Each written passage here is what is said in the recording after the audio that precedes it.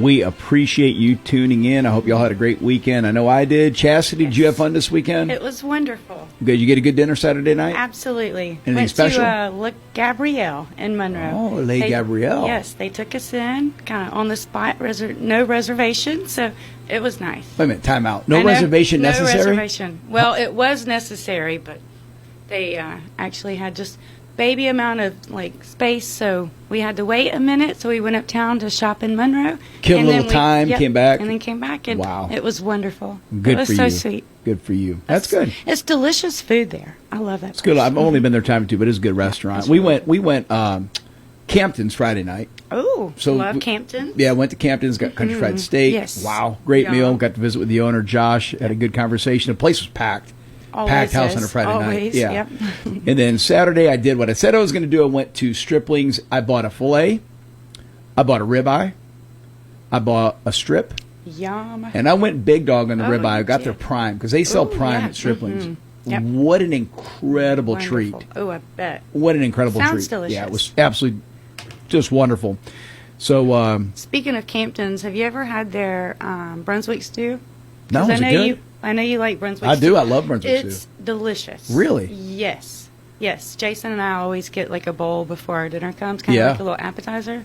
It's delicious. You know what blew me away, too? Because I love country fried steak. I was going to get the fried chicken. I forgot they had country fried steak, so I went that route. Liliana did the smash burger. It was awesome. And then I'm like, I'm in the mood for dessert. So we ordered take-home pie. I got the coconut, and she got the chocolate. Their pies are ridiculous. They make them there. It's so good. It is. I always get dessert there, tue. What a gem. Just a hidden gem. If you've never been there, definitely try out Campton's, just north of Monroe on Highway 11. Fantastic place. So a lot of fun. I scour the internet to try to find different stories, and I'm trying to find stuff that's maybe lighthearted and fun, especially to start off a Monday. I don't want to come out of the gate swinging and going heavy duty. And I go to either Fox News, I go to Newsmax, I go to Fox 5 Atlanta to find some local stuff. And this is what I found interesting, Chastity, is when you go to Fox 5 Atlanta, and I noticed this trend. If there's 12, let's say there's 12 headlines on Fox 5 Atlanta, 7 of them, and I'm just reading the headlines, 7 of them are shootings in DeKalb, Fulton, or Gwinnett County. Yeah. And I'm not talking self-defense shootings. I'm talking kidnappings, senseless robberies, carjackings, attempted murder. And it's kind of depressing. It's like, man, is this the world we're living in now? And so I say all this to tell you a story that a good friend of mine, now listen to this. This is just stunning. And this is verified. This is a legit story that I'm about to tell you, even though I'm not going to include any names. But a friend of mine, her daughter-in-law comes to visit her. And she's over in DeKalb County, and a car almost swipes her, knocks her off the road. Doesn't knock her off the road, but almost knocks her off the road. So she pulls over into a gas station to check the damage, if there was any damage to her car. And immediately, 2 males attempt to enter her car. Oh, jeez. This is a real story, Chastity, scary. and it just happened a couple of months ago. So they attempt to enter her car, and thank God she's a brilliant young woman. She just quickly makes a decision to stomp it and pull out of the gas station. One of the young dudes decides to go surfing on her hood of her car. Wow. And the other one opens fire, Chastity, and shoots at her. Jeez. And hits her car. Gosh. So if that's not tragic enough, now the great news is she gets away. Thank goodness. She's unscathed, other than obviously the emotional trauma of what she just experienced. And they call, I guess this would be DeKalb County, they call DeKalb County and basically get the brush off. What? Any other county, Walton, Barrow, Oconee, you name it, Morgan County, this would be headlines. Absolutely. And the deputies would hunt them down until they found the perpetrators. But over in DeKalb County, this is business as usual. Wow. That is a shame. It takes you 20, 30 minutes to drive to DeKalb County, depending upon where you are in our listening area. Maybe it takes an hour on the far end. Okay. It is right at our back door, and nobody's doing anything about this. I could not imagine. That poor young girl. Bless her. Yeah. I'm so glad she's okay, but Well, the law enforcement are spread so thin, right? It's a huge population of people that they have to patrol, but it just tells you that there is a massive crime problem right at our doorstep. Yep. Yep. But yeah, thank God she's thank okay. Goodness. Just frightening story. Some good news. Trump told the troops that he's going to spend about $1 trillion on the military this year, and that's not just to expand our operations and our capability, which that is a big part of the message. It's to upgrade equipment. It's to make things better. Hopefully, and this wasn't mentioned in the article, but hopefully it also includes increases to military pay, making it easier for those that are enlisted to make ends meet, because that is a big stressor for young men and women in the military, is that there is not enough money sometimes to raise a family if you get married and you have kids.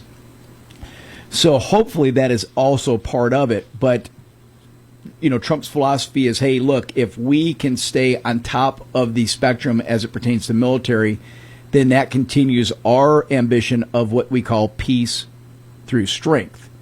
So it's almost like, hey, if we spend more now, we won't have to spend as much later, right? To keep us in front. So I love it. I think this is a furthering his commitment to being sure that we are the most advanced, the most prepared military in the world.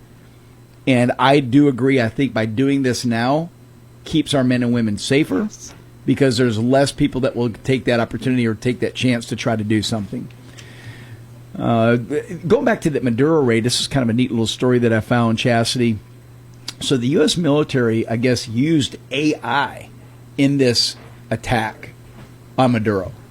So there's an AI model called, Anthropic has an AI model called Claude, and they had deployed this. This was with a partnership with Palantir, where it isn't fully disclosed how they use it, but you can assume maybe they used it to determine tactics, strategy, weaknesses in the defenses, equipment that should be used, equipment that we can anticipate the enemy uses. Who knows? Sky's the limit with this. It's crazy. It is. It's nuts to think about, all the different elements of technology. We talked about a couple of weeks ago that they had used that device that rendered the enemy force almost, useless. Yes.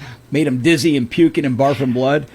Well, this is another example of them staying on the cutting edge of technology, going back to Trump's commitment to $1 trillion to be sure that our military is number one in the planet. Top notch. It's top notch. Yes. So I'd always find these little stories fascinating when you hear about this, that they're doing things like this, cutting edge. Mm-hmm. I don't know what the AI modeling could have done. I mean, what are some of the things that they could do with AI modeling? Chastity, think about that.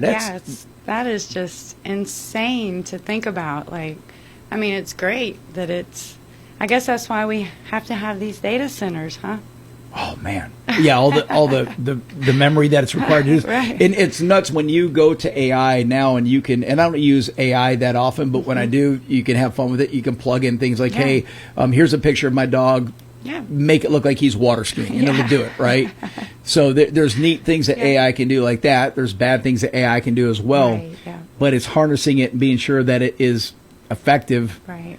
But this is how the military plans on using it, is advancing their. That's good. Yeah, I think it's very good. Yes. I think it's very good. It's kind of like drones. The technology, we have to be ahead, far ahead. So because the bad guys are absolutely thinking ahead as well. So, and some of the bad guys have a lot of money and resources to be advanced with us. So just staying on top, it's all part of it. All part of it. All right, you're listening to the Marc McMain Show. Got a big show in store. We have a young man, Tanner Law, is going to be joining us shortly. He is a local musician. We're going to be featuring a couple of his songs. Now, Chastity, I know two of the songs that you had queued up.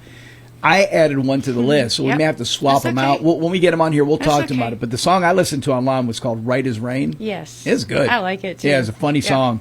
I like him. Yeah, so he'll be joining us shortly, and then in the second hour we've got, let's see, who comes in next? Oh, yeah, we've got a gentleman from Habitat for Humanity. Yep. They build houses for people that are in need. That's going to be great to hear about their story. And then the second hour, I'm looking at old data here. I was about to recap an old show. Pastor Russell Davis, Greater Life Church in Monroe. he'll be in studio with us. Is he coming in studio, Chastity? He is coming in studio, and I'm excited to have him. Did you fix the bumper music? Yes. Oh, thank you for reminding me. Yeah. We can keep it. Yeah. We can keep it. It's about to play now. All right. You listen to the Marc McMain Show. Take a quick break. We'll be right back.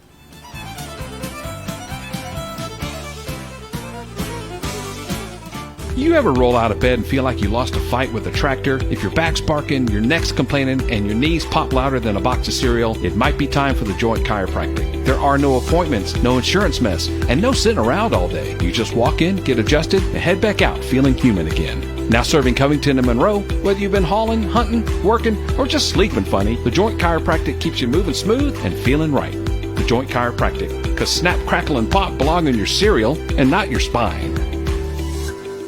These days, many think that truth is relative. You have your truth and I have mine. Speaking your truth means staying true to who you are. It may be how you feel, what you believe, or how you identify. Truth, by definition, means conforming to a fact. Two contradictory ideas can't each both be true. One may be true, one wrong. Or both may be wrong, but they can't both be true. To say so is logical nonsense. So with all the fake news and opinions flying around, how can we know what's true? At Jesus' trial, Pilate cynically asked, "What is truth?"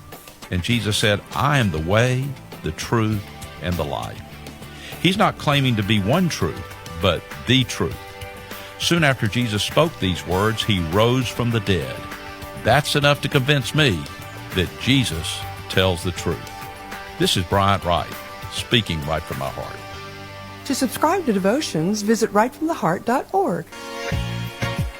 Dreaming of the perfect backyard this summer? Hi, I'm Jason with Rosewood Luxury Pools. We design, build custom in-ground pools with timeless design and lasting quality. As a licensed general contractor, we handle every detail from concept to completion, so you can just relax and enjoy the process. Summer's right around the corner. Let's get ready for your pool party. Give us a call at 678-635-7276 or look us up at rosewoodluxurypools.com.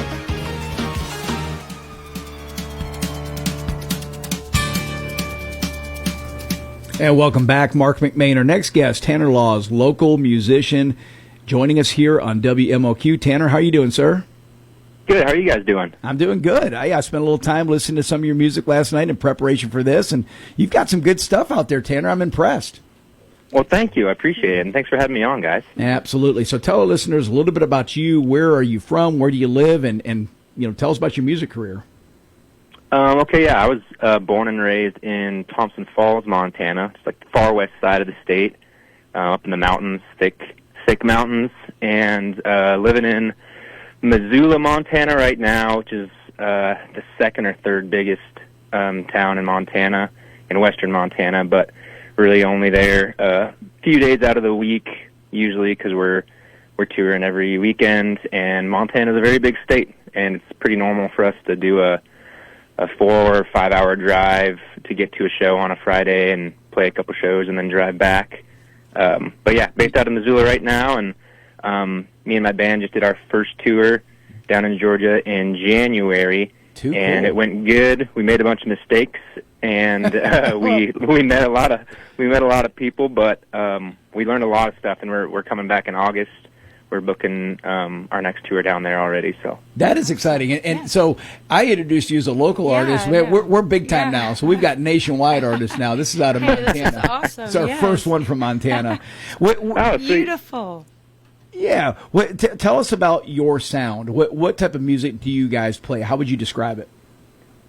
I would say it's definitely unique. The things that I think are unique for me are grew up an outdoorsman, love hunting, fishing, being outside. Archery, elk hunting is my favorite hobby. And so I do a lot of songwriting about that kind of stuff, about storytelling about hunting and fishing. And so there's kind of a folk side to my songs in that sense. But then a lot of my sound comes from guys like Marty Robbins is one of my favorite storytellers. Chris Ledoux, cowboy out of Wyoming, is an underrated guy, I think. And then a bunch of the classics are like George Strait, Keith Whitley, Tracy Lawrence, Merle Haggard I've been on a huge kick with lately. And then another one, some of the modern guys that have been a big influence on me were the Turnpike Troubadours and Tyler Childers, I would say, are two of the big ones for me. Oh, and obviously Alan Jackson. Sorry, I got to mention that for my Georgia people. So you got your Georgia guy, and they got Alan Jackson. That's right. No, it's funny because we all have our different genres of country music that we like the most, and I'm like an 80s, 90s guy, right? That's my wheelhouse. Mm-hmm. And so my boys are 22 and 24, and they both love country music, so they gravitate towards the more recent artist, but they still appreciate Dad's music, right? They still like my brand of country music. And so, yeah, and I've only got to listen to a couple of your songs, and we're going to play a couple of these here in just a minute, but it seems like your songs, just like most country musicians, they do tell a story.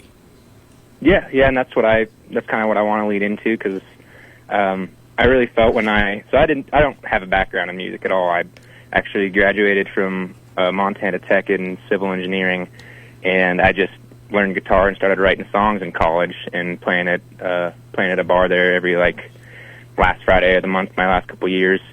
So I don't really have a background, but I always loved music, and I love telling a story. And when I was listening to modern country, I thought that we were kind of losing that. I thought that everything was kind of starting to sound the same and starting to be the same stories, and I wanted to be someone that broke out of that and told stories that my friends and family in Montana could relate to.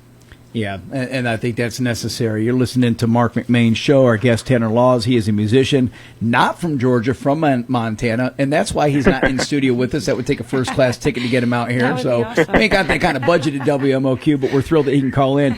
So the first song we're going to play, Tanner, is Right as Rain. Tell us about this song. So the story for this song is the last 2 or 3 years I've been really busy I'm independent, and so I've been doing all the booking and managing stuff for me and my band, and it's left me with not much time for songwriting, which is my favorite thing.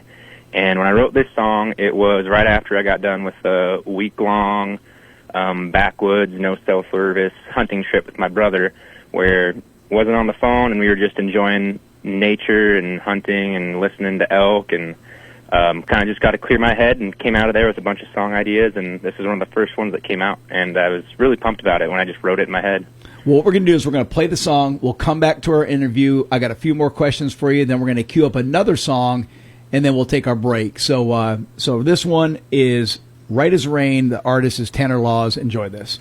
Well, look at my blue jeans, dirty old hat, and boots. Making assumptions based off nothing. How would you like if I did that to you?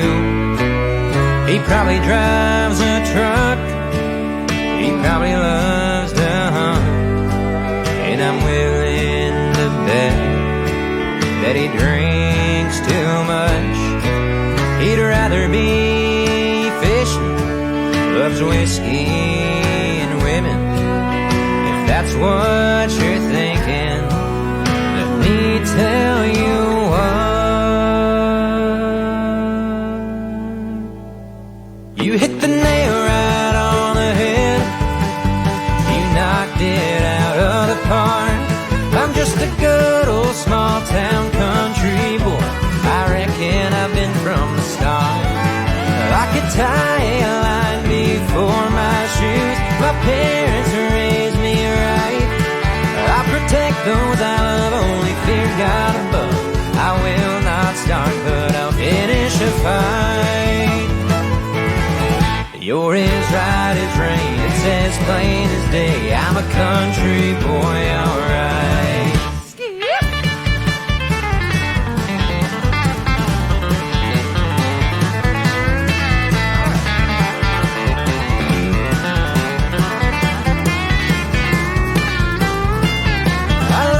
The smell of fresh cut grass, a rainstorm rolling in.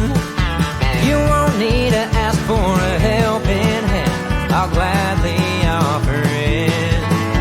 I cut the wood that warms my house, I grab a wrench when things break down. You're judging a book by its cover, girl, if you're thinking I'll listen to Waylon or Merle.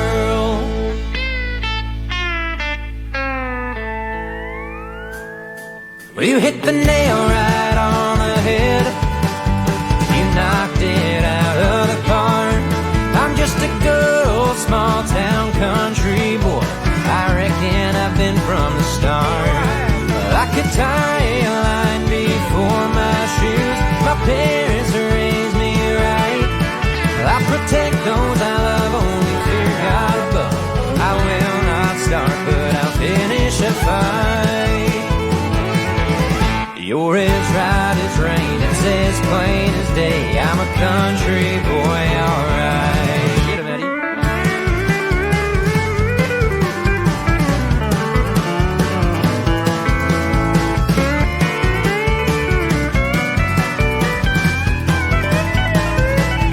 What do you think, Joe?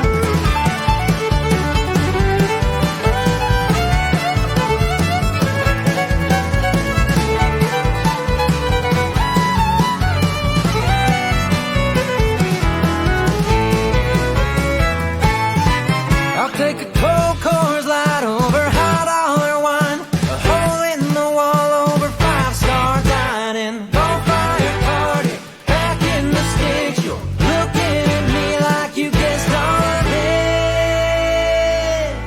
Well, you hit the nail right on the head. You knocked it out of the park.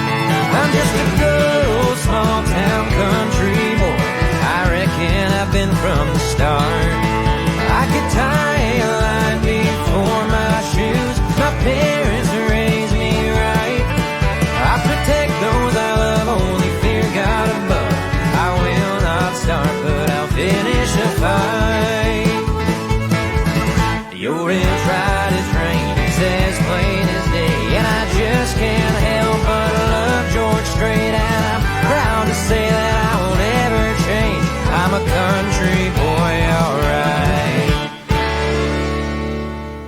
Well, heck yeah. That is just too good. Marc McMain, our guest tenor Laws. Wow. The song is Red as Rain. That was so awesome. Northeast Georgia is Love stomping it. their boot right Oh, now. That is man. a good one. Yeah, that is fun. That a was lot of awesome. fun. So, quick question. Tell us about, do you have a band that you travel with? Because you've got some talented musicians in there. Who's on the fiddle? You said, is it Joe that's on the fiddle?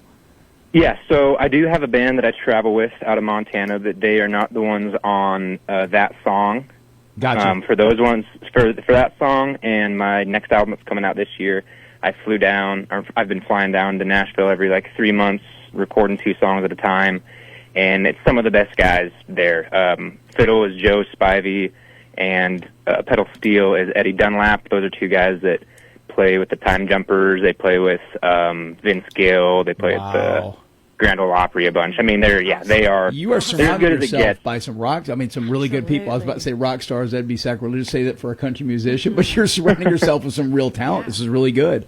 Really impressive. Yeah, no, it's awesome. What when you're traveling? So when you're on tour, let's say, how long of a stretch are you on for, and how many cities are you covering, and what are the venues? Are you performing at bars, clubs? What is your normal venue? Yeah, so in Montana, it really depends, just because we have a name here. We're really well known, so we're able to play at the bigger places. Out of state, as of right now, it's been a little bit more difficult because people don't know our name, and we just don't know. There's not been word of mouth, so we've been playing at mostly bars and smaller places. But as this next album comes out, I'm hoping to be able to promote it the right way and start doing more ticketed venues and clubs and stuff. But so far for out of state stuff, we're down for a week and a half, just because my other band members have full-time jobs or they're full-time students still. So trying to make it work. I get it. I completely respect. It's not easy. Now, is the goal to get to Nashville? Is that your next step, or do you think you can pull this off and stay in Montana? I really think that I'd like to stay here as much as I can. I think that the talent and the equipment and the connections are in Nashville for sure. But as far as inspiration and songwriting goes, I mean, all I got to do is walk out my back door, and I got something I can start writing about. That's right. Yeah, I can only imagine how beautiful it is up there. All right, this is too good. Artist Tanner Laws. That song was Red as Rain. Tell us about the next song that we're queuing up for you, Tanner. And then here's what's going to happen. Once we play the song, we're going to take a commercial break. So we're going to say bye to you as we conclude this segment here. Tell our listeners, do you know yet when you'll be back in the Georgia area or the Southeast area, or do they need to go to a website? How do they find out more about you? You guys you can find where I'm playing on my website, Tanner Laws Music. That's LAWS. And then all my social media as well, TikTok, Instagram, Facebook. It's all Tanner Laws Music. But I do know that we're coming back August 13th. That's a Thursday. We'll be in Athens, and we're currently planning the rest of the tour. All right, keep us, because this station we're rock hard in Athens. I mean, that's it. That's our backyard. Our roots. Yep. And awesome. so, do you know the venue yet in Athens, or too early? Yes. That Thursday is going to be at Duke's and Dottie's, and I'm totally down to do a in-studio interview with you guys when we come down. Well, heck yeah, we'll be here, so that'll be a lot of fun, and we're going to come see you. So, yes, Chastity, put that on our calendar so we can go down and see him. I put it on there already. That's going to be a lot of fun. All right, so what are we playing next, Tanner? And tell us about this song. I think you guys are playing "Aim to Please." Yes. That one I started writing a few years ago, just at my hometown, Sanders County Fair. We play a lot of rodeos and fairs, and there's a lot of heartbreak that goes on there, a lot of good-looking cowgirls, and so I decided to write a song about the kind of girl that you meet swing dancing with after the rodeo, and I really wanted it to be a just go-getter swing dance song, because I love writing songs you can swing dance to. That is just awesome. Tanner, we wish you the best. Thanks for calling in. It's a lot of fun, and keep us posted on your journey, and hopefully we'll get to see you in August. Yes. Yeah, sounds good. Thanks so much for having me, guys, and God bless. Everyone have a good rest of your day. Thank you. You too, buddy. This is the Marc McMain Show. Our guest was Tanner Laws. He is a musician out of Montana. He is going to be in Georgia in August. And Chastity, what is the name of the song again? So this one is Aim to Please. Aim to Please by Tanner Laws. Enjoy this. We'll take a commercial break, and we'll be back in a minute.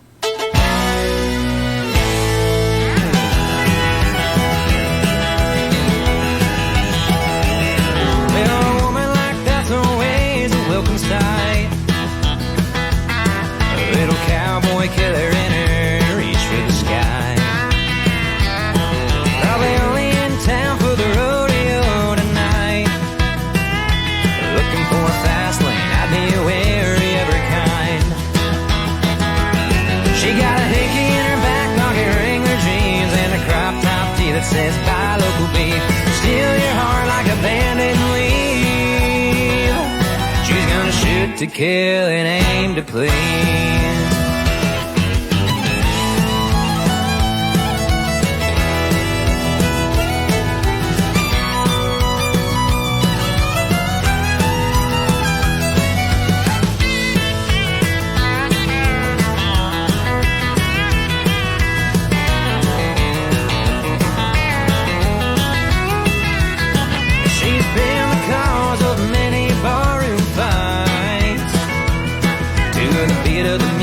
She starts moving her hips just right. She ain't a buckle bunny, but she just might. And do a little drinking, bring on home a cowboy tonight. She got a hickey in her back pocket, Wrangler jeans, and a crop top tee that says buy local beef. Steal your heart like a bandit and leave. She's gonna shoot to kill and aim to please.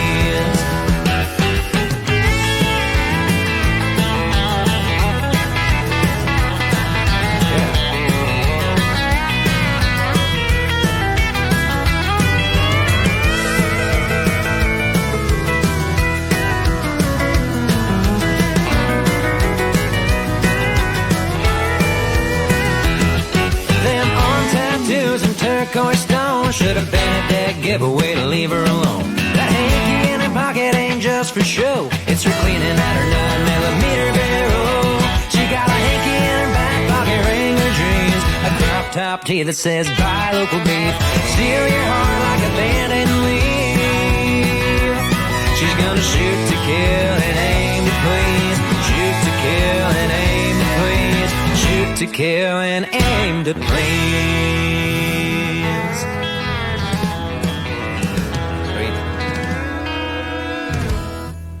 Are you looking for new tires? Well, look no further than Madison Car Care. They have the largest selection and you'll always get the best price. They also handle a wide range of auto repairs, from the small things like oil changes and wiper blades to the big things like suspension, parts, and radiators. They offer all kinds of accessories, from toolboxes to bed covers, side steps, and they even install those awesome ranch hand bush guards. Give them a call at 706-342-4774 or stop by at 1040 Confederate Road in Madison. Hey, this is attorney Bart Bitton with Bitton & Bitton. I live and work right here in Monroe, Georgia, and I am proud to serve this area. If you've been hurt in a car accident, you don't need some out-of-town lawyer that treats you like a number. You deserve a local lawyer you can trust, someone who lives here, works here, and takes care of people.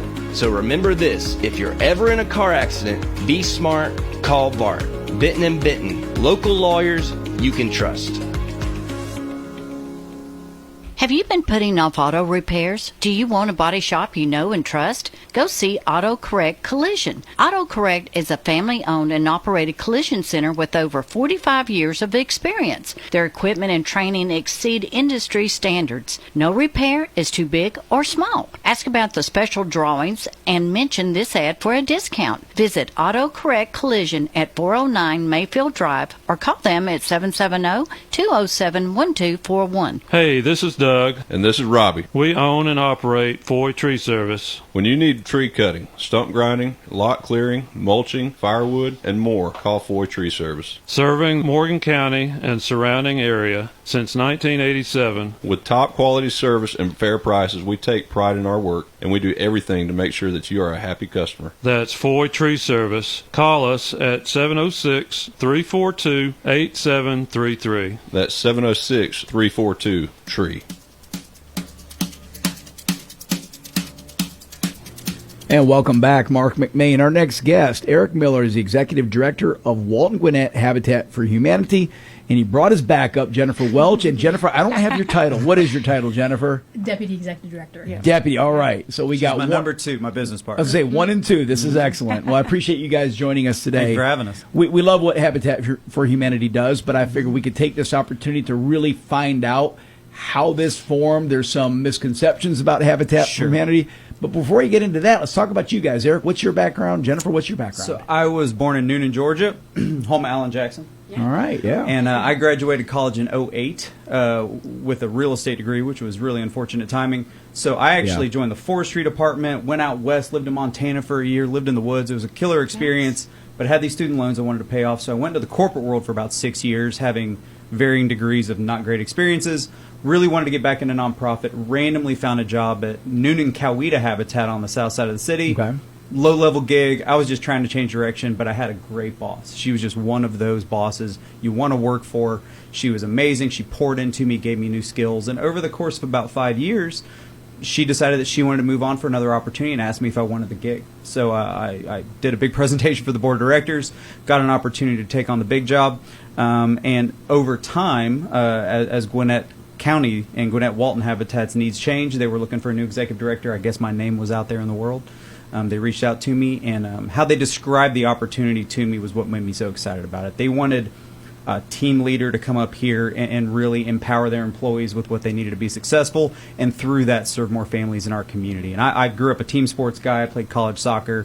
To this day, I do martial arts and all these things. And I really like community. I like coaches in my life. Yeah. So the way that they kind of approached me really made me excited about the job, and I've been here about 9 months. 9 months in the new position. Yes, sir. Wow. That's fantastic. And Jennifer, what was your path? Yeah, I went to Berry College on a community service scholarship, and thought I was going to be a lawyer, but doing community service throughout college kind of bit me, and I got the service bug.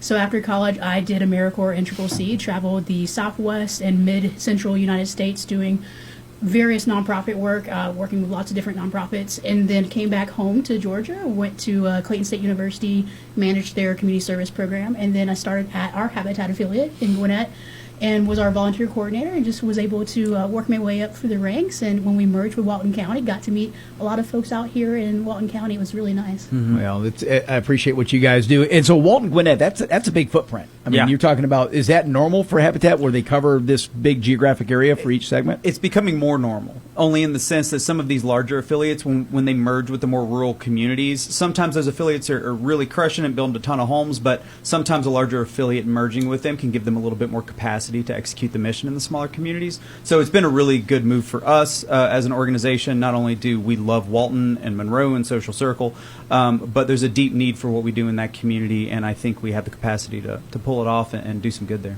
Give us some history on Habitat. Tell us the foundation, and we talked about some of the misconceptions. I'm going to let you walk us through that. Well, it was founded in 1976 by Millard and Linda Fuller in Americus, Georgia. We're a nonprofit Christian housing ministry. I think the biggest misconception about Habitat is that we give homes away. A lot of the time we will, poll new volunteers coming in or something like that, and most of them we say, "What do you think we do?" And they think we think you give houses away. It's not the case. It's a program about empowerment. I like to say equality of opportunity, not outcome. We are selling these houses to people, and they work really hard for it. You expect the people to have a stake in what they're doing. Well, and that's why it sticks to the wall, right? You're given something, or you work very hard for something, it really changes your relationship. That's right. I agree with that 1,000%. Yep. Our homeowner candidates, once accepted into the program, have to navigate a battery of 10 courses on finance, budgeting, escrow, credit management, even home repair, developing the hard skills they need to thrive as first-time home buyers. They also do 200 hours of sweat equity. That's volunteerism on their house, building their own homes alongside community volunteers. And, they blow me away that most of our homeowners are single moms, holding down one or two jobs just keep a roof over their kids' heads, of which they are normally financially overburdened because rent's so expensive. But finding the motivation and the energy to put in all that work for our program, by the end of the road, it sticks. And it's a really beautiful thing when you see the product of it. And that's what I was going to ask you. Are you seeing, now look, 1976, we're going on 50 years. Do the math for me, Chastity. Is that 50? All right, thank you. 50 years of doing this. Proof of concept is working, meaning that the people that you're putting into these homes, they're following through on their commitments. So a track record of success. We have a very good batting average, and we don't have to get quite into the nitty-gritty, but you can look up all manner of statistics on what being a homeowner does for the overall family. Not only does it create a safe and stable place for your family, but also creates the type of wealth that can be passed down to future generations, breaking cycles of poverty, and also the metrics on how well kids do in home ownership situations versus rental situations. Being transient. It's dramatic. Yeah. How better they do in school, how more likely they are to vote, how more likely they are to go to college and graduate, those sorts of things. It creates a level of stability that it is just not replicable in another situation. Marc McMain, our guest, Eric Miller, Jennifer Welch. They're with Habitat Humanity of Walton, Gwinnett County. Let's look east, and I don't want to put you on the spot, but how are the counties east of us broken up? So Morgan, Oconee, Clark, Barrow. So if you live in a county in the state of Georgia, extremely high percentage chance that there is a Habitat that serves your community. Okay. But we do work within geographic service areas. So typically we are only going to work with like volunteers and donors who live or work. You want to keep it local to that area. We want to, but also to be fair to our neighboring Habitat affiliates. So we don't solicit funds from a county that we don't typically operate in. Now, there's always the case that like if Mark lives in Barrow but he works in Walton and wants to have a relationship with our affiliate, we'll honor the fact that the donor is the person who should have that relationship. But largely, we work within these communities to accomplish our goals. And faith has a place in this. Tell us about that, going back to the principles of the foundation of this entity. We're an ecumenical Christian nonprofit mission, and we certainly are founded and we live through Christian efforts and through a Christian background and making sure we're instilling that into everything we do every day. A lot of prayer, a lot of fellowship, but at the same time, we are not a proselytizing organization, so we want to make sure that people of different faiths and different backgrounds feel welcome in our organization, but it's certainly a foundation and a building block of what we do every day. And Chastity, you said you volunteer with Habitat as well. Yes, and one of my favorite things, speaking of just the foundations of love and God's promise, so the new homeowners, if you're building there and you're volunteering, so at the doorway, you're able to leave a message of, hope, love. Absolutely. So I've left a couple of messages on the homes right as the Like family. as a sticky note or what? Nope, it's forever there. No. Oh, so forever. it's an inscription. Yep. So we'll take Sharpies anytime we do framing, and we'll bring people out and we'll ask everyone to write messages to the homeowner on the framing of the home. So the entire house will just be covered in like these beautiful prayers and messages and goodwill It's a for neat the touch. family. Yeah, it's really cool. I love it. And I'll go ahead and say, like, I think the most beautiful thing about Habitat is that volunteer experience. I think it's second to none. I'm biased, but like the ability to come out and build a home alongside the woman who's going to become the homeowner of that house, get to know them. That's what breaks down the barriers and the misconceptions about what we do, right? Like, people don't know who we're serving. We're serving the workforce of your community. What about the teachers and the firefighters and the service industry employees?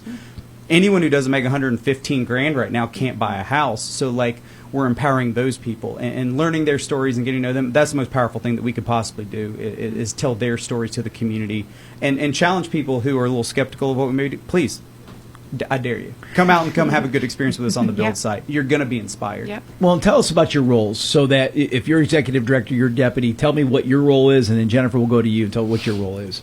So we have a board of directors. That's 13 volunteers that help us form the strategic vision of our organization. It is my job to execute that strategic vision utilizing our staff and our volunteer force. And Jen is specifically involved with our programs, and I'll let her describe that to you.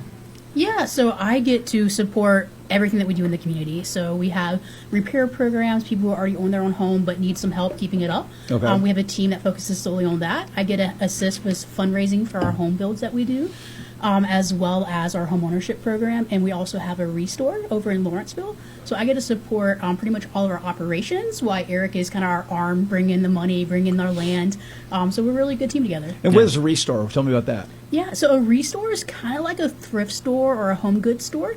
Everything that's in our store is mostly donated to us, and then we sell it at typically about half off. So it'd be like furniture, things like that. Building materials. It's one thing getting the house. Now you got to fill the house. 100%. Yeah, you got to put stuff in there. Okay. But we're a very unique nonprofit in that we have that retail arm, which allows us to operate at a slightly higher capacity. We can have a little bit larger of a staff because it pumps in some additional operational funds, but also it contributes funds directly towards the programmatic aspect, meaning new home builds and construction. So if people have furniture, then they could donate it to you, We and then would that love furniture. them to. Yeah. Is that the biggest required at the restore? Is that the biggest thing you're looking for? Is furnishings? Furniture, building materials, housewares, that sort of thing. Okay. If it is resellable and you think someone would have some value in it, we would likely like to have it.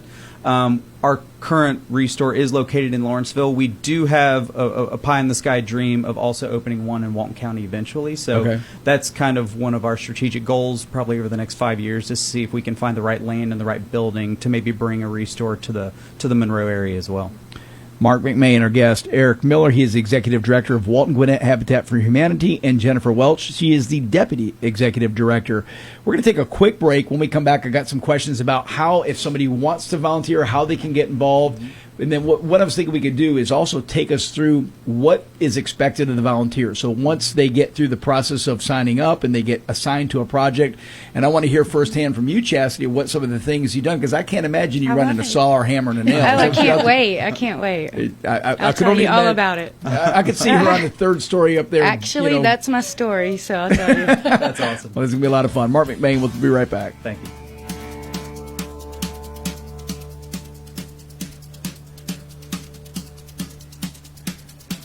Make sure your diesel is ready for every season by stopping in at Leadfoot Diesel. Their technicians have many years of combined experience to keep your Cummins, Power Stroke, and Duramax running the way it should. Plus, they can improve fuel mileage, perform upgrades, AC repair, and they offer tires, wheels, lift kits, and more. Diesel owners from all over the country trust Leadfoot Diesel, 320 Mayfield Drive in Monroe. Stop in or go to leadfootdiesel.com. Are you tired of going into car dealerships and never finding what you're looking for? That right salesman that's going to answer your questions and help you find what you are looking for. Well, at Loganville Ford, that's what we're about. It's not about buying a car. It's not about selling a car. It's about answering your questions and making sure we assist in every way. Loganville Ford is the hidden gem in America's car market. Come find out why we're the talk of the town. Visit us at LoganvilleFord.com or on Highway 78 in Loganville. Everybody knows where Loganville is. Madison Flooring, located at 1167 Eatonton Road in Madison, is your full-service and professional installation center for all kinds of flooring, from tile, carpet, laminate, wood. They even do showers. They have granite and quartz countertops. All military, police, firefighters, and teachers ask for your discount. Madison Flooring is locally owned and operated. For knowledgeable and friendly service, call 706-431-5152. If you're in the construction business, you're going to need a dumpster at some point in time, and that's why you need to call Atha Equipment Rental in Monroe, now offering 20 and 30-yard cans. Atha Equipment Rental now offers a complete line of landscape and construction equipment like tools, trenchers, floor sanders, jackhammers, and so much more, like rentals for your parties with tables, chairs, popcorn machines, Dunkin' booths, and more. Call Jason Atha at 770-207-6041. That's Atha Equipment Rental on East Spring Street in Monroe.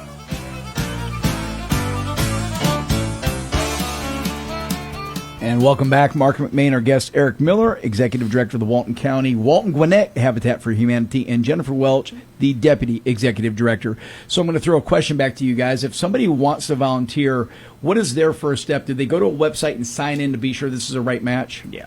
So they can just go to our website. You can just Google Gwinnett Walton Habitat for Humanity, put in an interest form. It'll come out to us, or go specifically to Scott, who's our volunteer coordinator, and we'll do our best to match you with the right opportunity. Of course, new construction opportunities are probably what we're most well known for, but also we have volunteer opportunities in our restore. We need people to come out and help us run that organization. That's really big for us. It helps us kind of cut down on overhead, and it also allows for a different type of volunteer to get engaged, someone who may not be as interested or even physically capable. Yeah, so somebody that maybe can't hammer a nail, but they still want to come help do what you're doing. You got a spot for them. Absolutely. But of course, new construction is the bread and butter of our organization, and I think it's a really beautiful thing. They come out. It's not just we don't throw you to the wolves and put you on a chop saw immediately. There's a lot of training that goes along. Yeah. You get a lot about both the history of Habitat for Humanity, but how to exist safely and constructively on a construction site. But it's awesome. You get to come out and actually learn a new skill. Yeah. What do you want? Go I ahead, would say Jen. one of the biggest questions that we always get asked is, do I have to know how to do something before I come out? And I always say no. As long as you have a heart willing to serve, we'll teach you the skills that you need. And it's so cool to see whether it's a guy or a gal who comes out to the work site feel empowered after learning how to use a table saw or to use a ram set, and just learning these new skill sets. It's really nice to see that. Yeah. Hey, all they need is a strong back. You can tote lumber. Yeah. You get lumber from point A to point B. If nothing else, we'll have you tote some stuff around. You can get a good workout. You always need some you need some mules to help carry things around. So Chastity, tell me about some of your volunteer experiences. What have you been doing there? I love it. So I'm one of the only ones at one of the houses we did here in Monroe that would climb the ladder to get to the gable. The ladders are always a big deal. No one wants to get on a ladder. Nobody wanted to You're get a on hero. it. So I climbed up there, and I had to even wrap it, wrap the house, and then even paint it up there. Spend a lot of time at that house. It was lovely. But wrapped, like whole side of the house, you would think that would take you a while. Yeah. But actually, once you get a rhythm and kind of going, wrap the whole side of the house. And then even when it was time to put the frame into the concrete and that big old hammer thing that just, you had to hold on. Absolutely.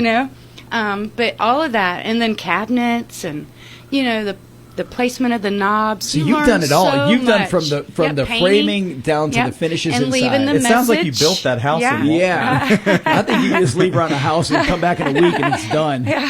Oh, I would love it. I love it. It's fantastic. It's such a humbling experience, and these guys, Jennifer, they're just amazing, and what Thank they you. serve. I can tell in that. And the yes, community. Jennifer is amazing. Mm-hmm. Yes.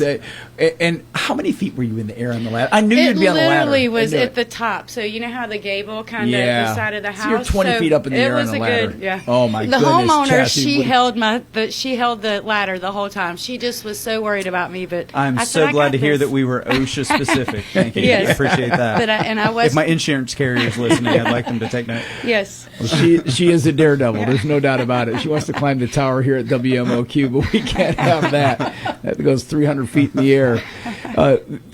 Let's talk about this. How does somebody qualify? So we talked about the volunteer side of the equation. If somebody wants to get involved, they want to roll up their sleeves, they want to help you. And folks, I couldn't encourage you more to do something like this. I think there's always opportunities in your community to do something that benefits your community. So whether it's through the church, the Rotary Club, whatever you're part of. But if you haven't found that thing yet, and you're sitting around and you're thinking, man, I've got 2 or 3 hours on a Saturday to come You will help love out. it. This sounds like a great thing to go and do. And you will be hooked. I promise you will be hooked. You will want to see the whole project through. Yeah. You're listening to the Marc McMain Show. Our guest, Eric Miller, Jennifer Welch. So now let's talk about the second side of this equation. So you've got a family, whether it be a single mom, whoever it may be that qualifies. How do they get into the conversation if it's a person that's looking for a home, but they can't buy a home under traditional circumstances? How do they find their way to you? So anytime we are ready to build any slate of homes, we'll put out a call to the community for applications, and they'll basically be invited to an orientation initially so they can understand what the program is, because believe it or not, a lot of them think that we give houses away. So it's really educating them that we serve between 30 and 80% of area median income, and that's a lot of folks. The middle class is just gigantic at this point. Sure. There's also some other financial requirements, to income ratios, credit scores, and that sort of thing. If you get vetted through all of that and you're looking fairly good on paper for being a good candidate for our program, you'd go through to the homeowner selection committee, which is a committee of volunteers that work with us, and they select our homeowners based on 3 criteria: a demonstration of need. You have to be able to demonstrate a need for our services. Willingness to partner, that's doing the class work and the sweat equity and taking that partnership on. But of course, the last one, the ability to pay, because we are trying to set you up for success. So if we find that you're interested in the program, but we can't, through the economics of building a house, sell you that house at a mortgage payment that's below 30% of your gross monthly income, right, I don't want to sell the house to you. And it's nothing against you. It's just that I got to set you up for success. And we know, speaking economically, left, right, and center, it's not even a political thing. All economists agree. If we can keep you below that 30%, you're going to be able to save more money, do more for your children, and set your family up for success. So that's really the metric that we're looking for. We're trying to set up people to just really improve their lives and move forward. I don't know that there's a better example of the phrase, this is a hand up, not a handout. Absolutely. You're helping people. Yes, there's support you're giving them that they wouldn't find in traditional sources, but there's no better example of you are helping them get on their way, but you're expecting them to carry the load and fulfill their obligations. Absolutely. In the best of circumstances, we are simply setting the conditions for success and allowing these people and these families to become the best versions of themselves. Look, it's tough for anybody right now, not just a young person. It's tough for anybody to get into home ownership. When you look at the interest rates, you look at the inflation, what it costs to just get into a starter home, and that applies not just to Walton, that's Morgan, Barrow, Oconee. Good Lord, it's not cheap to get into a house. So Absolutely not. It is a great service what you guys are providing. Before we get into, because I also asked each of you to kind of queue up some, whether they be heartwarming success stories or just a story that you want to share that you think the listeners would enjoy listening to. What about maybe businesses or community partnerships? If somebody says, hey, look, I just don't have the time, but I want to contribute, I'm assuming financial donations. And I'm not talking about the store. I'm talking about the actual construction of the home. What can they do to help? Yeah, one thing that Eric hasn't mentioned yet, I don't think, is that why we sell these houses to the families, it's a no-interest mortgage. So be able to have a no-interest mortgage that we provide to these families, we have to have donations and funding come in to support the cost of building a home. So we need companies, we need individual donors who are able to help us cover the cost of building materials when we go vertical the house. Without that, we wouldn't be able to do the interest-free home ownership program. Yeah, because you got people pitching in and helping out with you. That's brilliant. That's brilliant. At the end of the day, I think that we feel simply that the more resources that come to have a relationship with our organization, the more powerful and the more successful our organization is going to be. So financial donations, absolutely. But at the end of the day, we partner with a lot of roofing companies and a lot of lumber companies that maybe sometimes want to donate in-kind materials or labor, which every little bit of that helps out massively because it's just cutting off costs at the end of the day and really helping us produce homes a little bit more affordably. Still very beautiful, very custom homes, but it's helping us spread our dollars over more units and serve more families within the community. So relationships are the key. And I think we live in a world of abundance. There's a lot going on out there, and if we simply put out the call, we're not high pressure salesmen at Habitat. We want you to be with us because you love our mission and you believe in what we're doing. Right.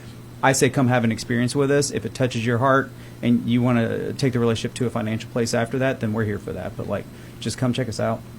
Our guest, Eric Miller, Jennifer Welch, they're with the Walton Gwinnett Habitat for Humanity. So I asked each of you kind of cue up a little story. Have you ever seen a story that just, I'm sure every single one of them hits home, but is there one that jumps out at you that was extra special? Since I got here, I was drinking through a fire hose pretty well my first 3-4 months here, but my second month, I think, my first home dedication here in Monroe was with a gentleman named Nick. He's a veteran and a very adorable little daughter, and we got to put him into his house. And I remember chatting with his little kid about how much she was excited about playing soccer in her new yard. Yeah. But that was also something that I'd never experienced at my last Habitat affiliate. We partnered on that home with Warwick Dunn Foundations, and he came out with his team. It's a great experience, but it's kind of crazy. We just hand them the keys to the house. 2 weeks, they tell us we can't go in, we can't be near the house, they got to keep us away because it's supposed to be a surprise, right? Right. So we just got to stay away and let them do their thing, and on the day of, they come up with some kind of story to get the homeowner out there, and he has filled the entire home up with furniture. Wow. With art on the walls, filled up his shed with lawnmowers and weed whips and that sort of thing, and they've stocked his pantry and his fridge with food. When you talk about someone seeing like graciousness and someone who's as grateful as a human can be, like in person, It's like overwhelming. It's overwhelming. Yeah. Like I'm getting chills sitting here talking about it. So, and Nick is a really, really wonderful man, really humble, really introverted guy, but he takes care of his business. He's a great dad, and he's really thriving since he got in that house. But that one really knocked That's a me great over story. as soon as I got here. It was really Love cool. hearing that, especially for a veteran. That's a great story. Jennifer, one jump out at you? Yeah, I think I want to share a home repair story that we had. Yeah. Family is the Moore family, and it's a husband and wife, and the wife had a stroke and was battling cancer. And unfortunately, like a lot of homes in Gwinnett and Walton, you have your master bedroom on the second floor, and you have your bathroom that you can take your showers in on the second floor. That's right, yeah. And after you have a stroke, oftentimes, this homeowner was now wheelchair bound. And so they kind of converted her living room into a quote-unquote bedroom for her, but she wasn't able to have a full shower for 2 years because she wasn't able to climb up the stairs anymore and go get a shower. So we were able to partner with a lot of different entities and electricians and plumbers to be able to convert their garage into a fully ADA accessible bedroom and bathroom so that they could move out of their living room, be able to welcome folks over again, but have a place where she'd be able to safely shower and live with her and her husband again and not have to worry about falling and those kind of things that happen after you fall when you're older. So I think that's one of the most rewarding repair projects we've ever done. Is the repair projects, so it doesn't have to be an original Habitat for Humanity home? So I'm so glad Jim brought that up because I'd be remiss if we left you today without mentioning A Brush with Kindness, which is our critical repair program where existing homeowners who are having a difficult time coming up with the money they need to complete critical repairs in their home and return them to safe, sanitary, and secure conditions. That is another program that we run. We've got an incredible repair team headed by Patrick, who's our repair programs manager.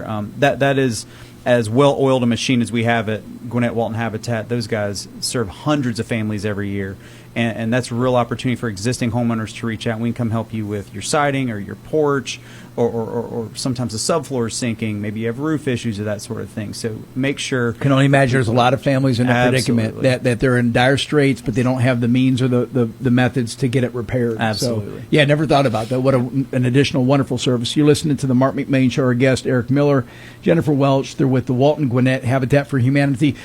Guys, in the closing minute that we've got here, I'm going to let each of you just kind of say something on the way out. Anything that I've left out, anything that you want to share as far as what's next for Habitat for Humanity, or if you want to revisit the website if people want to get involved. Yeah, I would encourage anyone to Google Gwinnett Walton Habitat and come check us out. There's a lot of different ways to get involved with us. We did last year, I think, receive a CHIP grant from the federal government for $1.45 million to build 8 homes, vertical construction for 8 homes in the city of Monroe. So we have a couple lots right now, but we are seeking more land opportunities. I think Jen and I are actually going to go drive by a lot right after this. So many projects coming to the Monroe area in the near future, and we look forward to partnering with that amazing community. That's fantastic. Jennifer, what's next for you? Well, we're just relatively new still to Walton County. We just merged with this old affiliate back in 2021. So Chassis is a great advocate for us, but our volunteer base out in Walton County is smaller than in Gwinnett because we've just been out here less time. Sure. Yeah. So if you know anyone who wants to volunteer, whether they have a skill set or don't have a skill set for construction, send them to us, habitatgwinnett.org, and we'll be able to, get everyone signed up. And we really just need more hands and more hearts willing to serve out in Walton County. Well, I appreciate both you taking the time. I know you're busy coming in. This is great. Yeah, hopefully give some extra eyes and ears on what you're doing. Thank you, brother. Thank you, guys. Thank you. And thank you, Chastity. Thank you, Chastity. Oh. You are the queen volunteer of Walton County. There's no doubt about it. I'm not. There's so many more that do more, but you, like I said, once you just go there one time, I promise you'll want to continue. Eric, just keep her off a ladder. God bless you guys. I appreciate it. You're listening to the Marc McMain Show. Take a quick break. We'll be right back. Thanks, guys.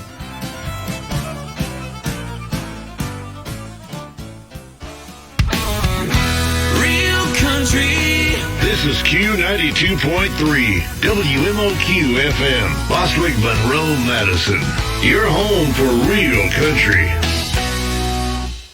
Spring is right around the corner. New beginnings, fresh starts, and big moments. If you're thinking about proposing, if you're ready to take the next step, you go to P&A Jewelers. For 50 years, families have trusted P&A Jewelers to celebrate life's most important milestones. Proudly second generation, family owned and operated by brother and sister, we specialize in stunning engagement rings and custom designs made just for you. P&A Jewelers, located at 4665 Atlanta Highway next to Quick Trip in Loganville. Youngblood Tractor in Madison is proud to be your local Massey Ferguson dealer. Massey Ferguson has been building straightforward, dependable, and affordable tractors and farm equipment for 175 years. Massey Ferguson right now has the best lineup in their 175-year history, and there has never been a better time to upgrade to a Massey Ferguson tractor. Youngblood Tractor carries the complete lineup of Massey Ferguson tractors ranging from the 22.5 horsepower subcompact all the way up to the 130 horsepower mid-range utility tractor. And with one of the largest trailer inventories in the state, you'll always have a way to get it home. Youngblood Tractor also carries the complete lineup of hay equipment, including the legendary Massey Ferguson 1840 square baler, as well as implements like rotary cutters, batwing cutters, box blades, grapples, pallet forks, and more. There are great financing promotions to take advantage of, so give us a call today at 706-342-2242. Youngblood Tractor also has experienced parts and service departments to take care of you after the sale. Visit us online at www.youngbloodtractor.com or stop by and see us at 1600 Athens Highway in Madison. When looking for new shoes, the place to check out is K&D Shoes in Conyers. Family owned and operated for over 30 years, offering one of the largest selection of shoes for men, women, and for the kids. From name brands like Ariat, Rocky, Georgia Boot, Hey Dude, and others. You'll find everything from casual to work boots all under one roof. Be sure to see their great selection of outerwear from name brands like Carhartt, Ariat, and more. Need athletic shoes? Then see their great selection from brands like New Balance, Brooks, Reebok, Hoka, and more. Open Monday through Saturday from 10 a.m. to 6 p.m. and on Sunday from 1 p.m. to 6 p.m.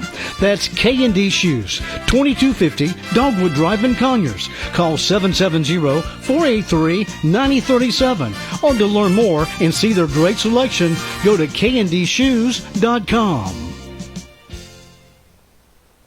John's Supermarket in downtown Monroe is proud to serve the Walton County community for over 50 years. 3 generations of the Thompson family offering the freshest produce, quality meats, everyday essentials, and now featuring Bistro South, a quick service restaurant with freshly made Southern cuisine and ready-to-heat gourmet meals. Always proud to support local farmers and suppliers, John's Supermarket has the best meat in town and tons of weekly specials. Stop by and see them for all the ingredients, meals, snacks, sweets, gifts, and everything in between you need. Need a little pick-me-up? We've got just the thing. From Motown magic to British invasion brilliance, from classic country gold to rock and roll that raised a gentleman. We play the songs that make you smile, sing along, and remember when life moved just a little slower. Feel good again with the 50s, 60s, 70s, and early 80s on Good Time Oldies FM 102.5 WKUN, where every song is a memory waiting to happen.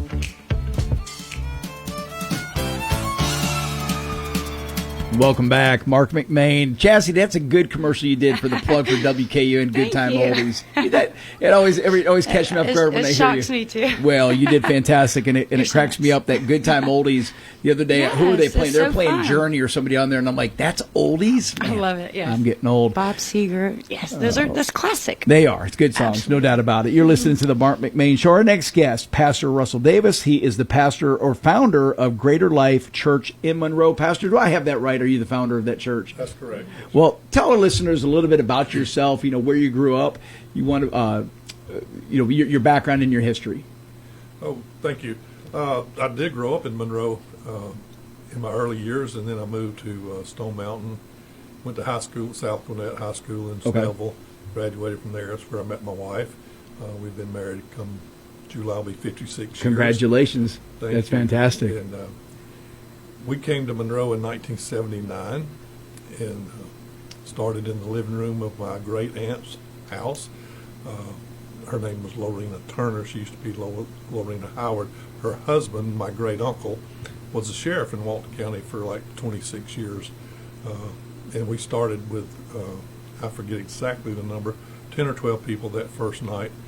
And I always tell everybody with my charisma and great giftedness, the next Friday night we had 4. And 2 of them was my great aunt and her husband. So that's loyal. Family's got to be loyal. Yes, sir. What was your path into the ministry, though? You know, you're talking about the foundation of the church. Is that was the first initial meetings of your church? Yes, sir. So, what was your path into the ministry? How did you get involved in that? Well, I started out at the Tabernacle in Lawrenceville under Pastor Fred Musser. And my story for how I got there is one of a miraculous thing. I was injured in a construction job. I was in the plumbing business, and I was injured and found myself in traction in DeKalb General. I used to be in DeKalb General Hospital, and was in there for 20 days. They were preparing me for a surgery, so the traction was to pull things into place so that they could do this surgery that had a 50-50 chance of being successful as to whether I would walk again. And just a couple of days before that surgery, I had a genuine encounter with the Lord.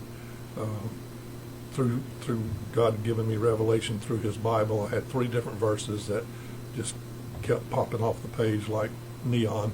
Wow. The first one was Romans 8:28 says, "And we know that all things work together for good to them that love the Lord, to them who are called according to His purpose." And then the other one was in everything, 1 Thessalonians 5:18, "In everything give thanks, for this is the will of God concerning you in Christ Jesus." And then the third one was Ephesians 5:20 says, "Giving thanks always for all things in the name of our Lord and Savior." And it was as if those scriptures were placed, and I'll show you how old I am, was placed on a loop, a tape loop. And they just kept playing over and over and over into my mind. And I was just like, I don't understand. And then finally, it came to me as, like a revelation, I guess, that if I believed the first one, if I believed Romans 8:28, it said all things work together. It doesn't say all things are good. It says all things work together for good to them that love the Lord, to them who are called. If I believed that one, then it would make sense to be thankful in every situation, give in everything give thanks, if I believe that all things were working together for good. And then Ephesians even makes it more clear. It says giving thanks always for all things. And so if all things work together for good, then I can be thankful for all things. But there was a catch to that verse, Romans 8:28. It doesn't say all things work together for good for everybody. It says all things work together for good to those who love the Lord. Yeah. And so at that point is when I was raised in church. I had 13-year pen, never missed a Sunday. I was taking to church all my life. But I was in the church, but Christ wasn't really living in my heart. Yep. And that's a big difference. And so I realized that if I truly loved the Lord, I wouldn't have lived the kind of lifestyle I was living. I wouldn't have been doing some of the things that I was doing. So I just began to repent, laying there in traction. I just began to repent and ask God to forgive me of the sins that I committed. And from my past to the present day, I was just like crying out to God, please have mercy on me, forgive me. And as I prayed that prayer in earnest, I felt the forgiveness. I felt the cleansing. I felt like for the first time in my life, I was clear. My conscience was clear. Yeah. I was clean. Everything was right with God, and I just felt like if I could just go to heaven right now, so I don't mess it up. But anyway, but then the other scriptures started coming back. Now that I had established that relationship correctly, and I did love the Lord, I began to thank Him. I began to thank Him for the accident. I began to thank Him for the traction I was laying in. I began to thank Him for that my wife was expecting a child that I had no insurance to pay for because I was in construction. In construction, you get paid when you work. Right. If you don't work, you don't get paid. No money coming in, yeah. So I was like, what am I going to do? But nevertheless, Anyway, in the process of thanking and praising God, I had a miraculous encounter with God where I was completely healed, and I took myself out of traction, walked down to the nurse's station. I said, I want to go home. You're kidding me. And they began to freak out. And they said, you can't be out of bed. You got to be back in traction. When you say you took yourself out of traction, I mean like you got out of the unit yourself? I took the bags off. I dropped them to the ground. I took everything loose. And anyway, so they freaked out. And so they said, you can't do this. And I said, well, I've changed doctors. And they said, well, you can't change doctors without Dr. So-and-so. And I said, I don't need anybody's permission. And the God I just changed to doesn't need anybody's permission. And, that's faith right there. So anyway, so the doctor came in and examined me, and he said from that morning till that night I was 70% changed. There was no point in the surgery. He dismissed me to go home. And so I always wondered, why 70%? Why? I mean, if you're going to heal me, I mean, let's do it, anyway. But there was a reason that it was during that recovery of the next 30% that I had nothing to do except pour myself into the Word of God. And for 3 months I was just day and night, drove my wife crazy. I was just studying, reading, and it was jumping off the page. The first time in my life I was understanding God's Word. And was it crossing your mind at this point that you're going to have a leadership role, that you wanted to be a minister or a pastor? Not at that point. Yeah. But I did start going to the church in Lawrenceville, the Tabernacle. I was part of a singing group called Liberty. We traveled around every which way and sang, and was on live television a few times. Linwood Maddox had a show back then, Full Gospel Businessman's thing. We did that. I was leading worship at that church, loving every minute of being part of that and being in the music ministry. Never had any desire whatsoever to be a pastor, but during my time there, God made it very clear that I was being called to preach. I was being called into full-time ministry, and I didn't want to. I didn't want to give up the singing. I didn't want to give up the worship leading, and I was happy. You were happy where you were, yeah. And, but for 2 years, God just wouldn't let up, and I finally surrendered and said, "Okay, I'll go wherever. I'll do whatever. I can't fight it anymore." Yeah. And so that's when God began to make it very clear that I was supposed to come to Monroe and start a ministry. So we did. My wife and I came to Monroe, started that ministry in the living room of my great aunt's house that I mentioned earlier, and started with me and her and a guitar. And that was despise not humble beginnings. Had no backing, had no church backing, had no denomination backing, just me and her. I love it. I love stories like that. You're listening to the Marc McMain Show. Our guest is Pastor Russell Davis, pastor or founder of Greater Life Church in Monroe. Some of the biggest names that we know in evangelism or in pastors did not go to seminary school, right? So that was it sounds to me like you took a path of just going into the ministry versus not going seminary. Is that the route you took? Did you just self-educate? Well, yes, sir. I had the great privilege of serving under a pastor who took me under his wing. Like a mentorship almost, yeah. For 2 years, Pastor Fred, and that's invaluable. And then I began to take courses and study through the Berean School of the Bible and got credentials through the Assemblies of God. I was ordained and licensed through the church there in Lawrenceville, but to become a part of the Assemblies of God, I had to meet their criteria. Some formalities that you had to go through. Yeah, so I took several courses through the Berean School of the Bible and graduated from that and got my credentials through the Assemblies of God, and still carrying those credentials today. So you listen to the Marc McMain Show. We're going to take a quick break. We'll be right back.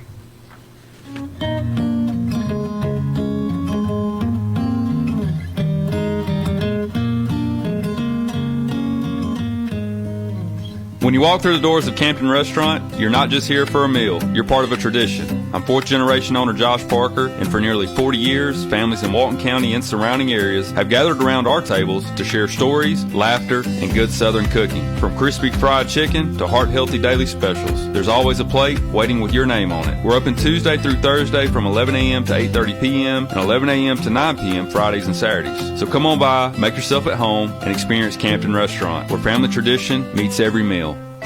Cassie Enterprises invites you to stop in and see their new line of Coyote brand tractors, UTVs, and Bad Boy zero-turn mowers. Coyote tractors have the power to handle any job. Working on the farm, landscape business, and more, Coyote tractors are dependable and ready to work for you. Sales, service, parts, and more. It's all available at Cassie Enterprises. Family owned and operated. 145 Highway 83 in Good Hope. Go to CassieTractor.com. If you're selling or buying a home, you should call AMPM Septic to inspect your septic tank. This could save you on costly repairs. AMPM pumps your tank, fixes septic alarms, drain lines. They can fix any problem you're having with your septic tank. Call 770-231-7979. They do inspection letters. AMPM is family owned and operated, licensed and insured company. Call David for all your septic needs. 770-231-7979. Is technology giving you a tough time at your home or business? Don't worry, Big Mountain Computers is here to help. We're your local tech experts, now open in Madison.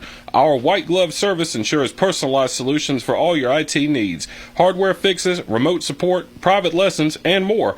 Visit us at Madison Plaza across from Ingalls or call 706-343-4184 to schedule your consultation.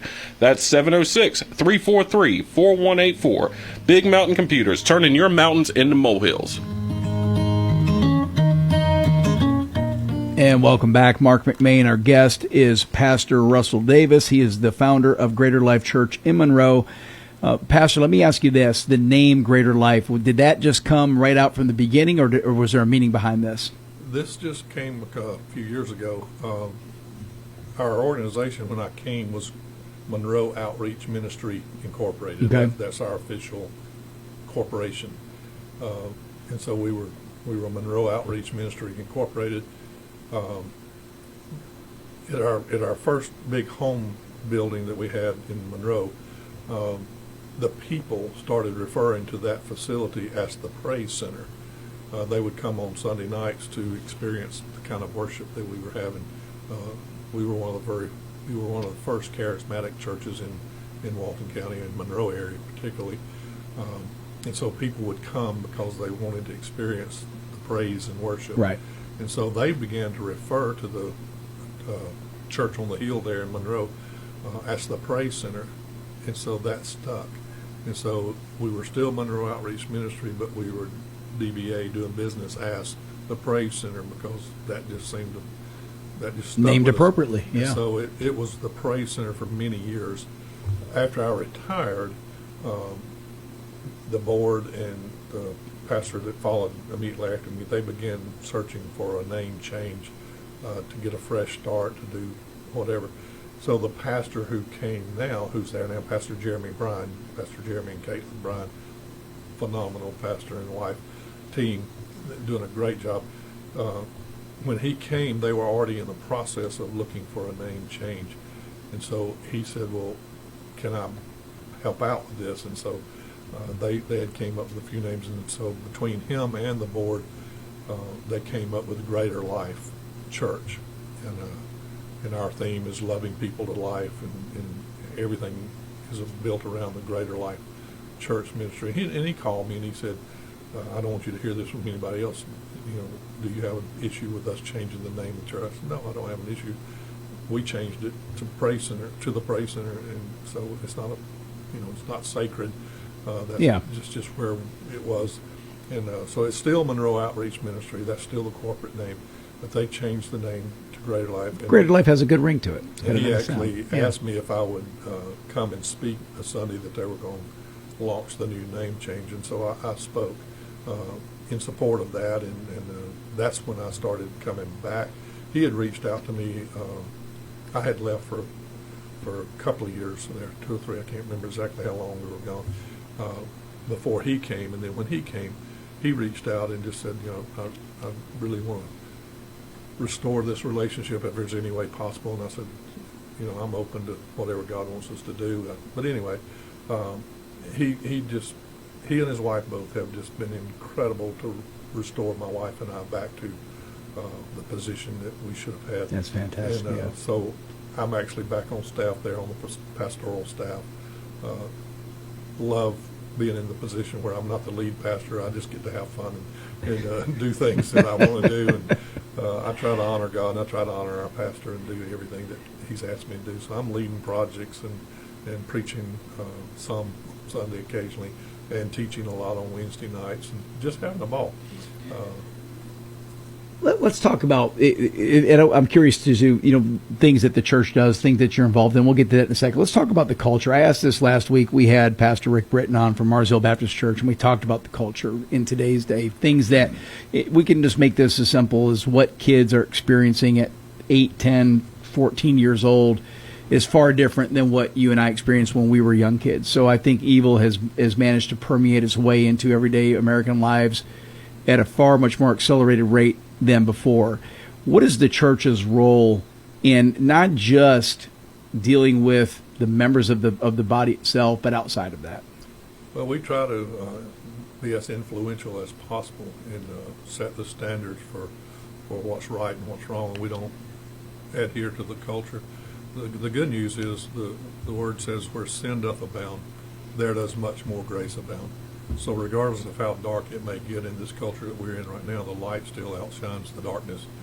So we try to present the light. We try to let the light shine bright and instill into our members that you carry that light. And so carry it into the classroom, carry it into the marketplace, carry it into the workforce. Whatever you do, you're the light of the world.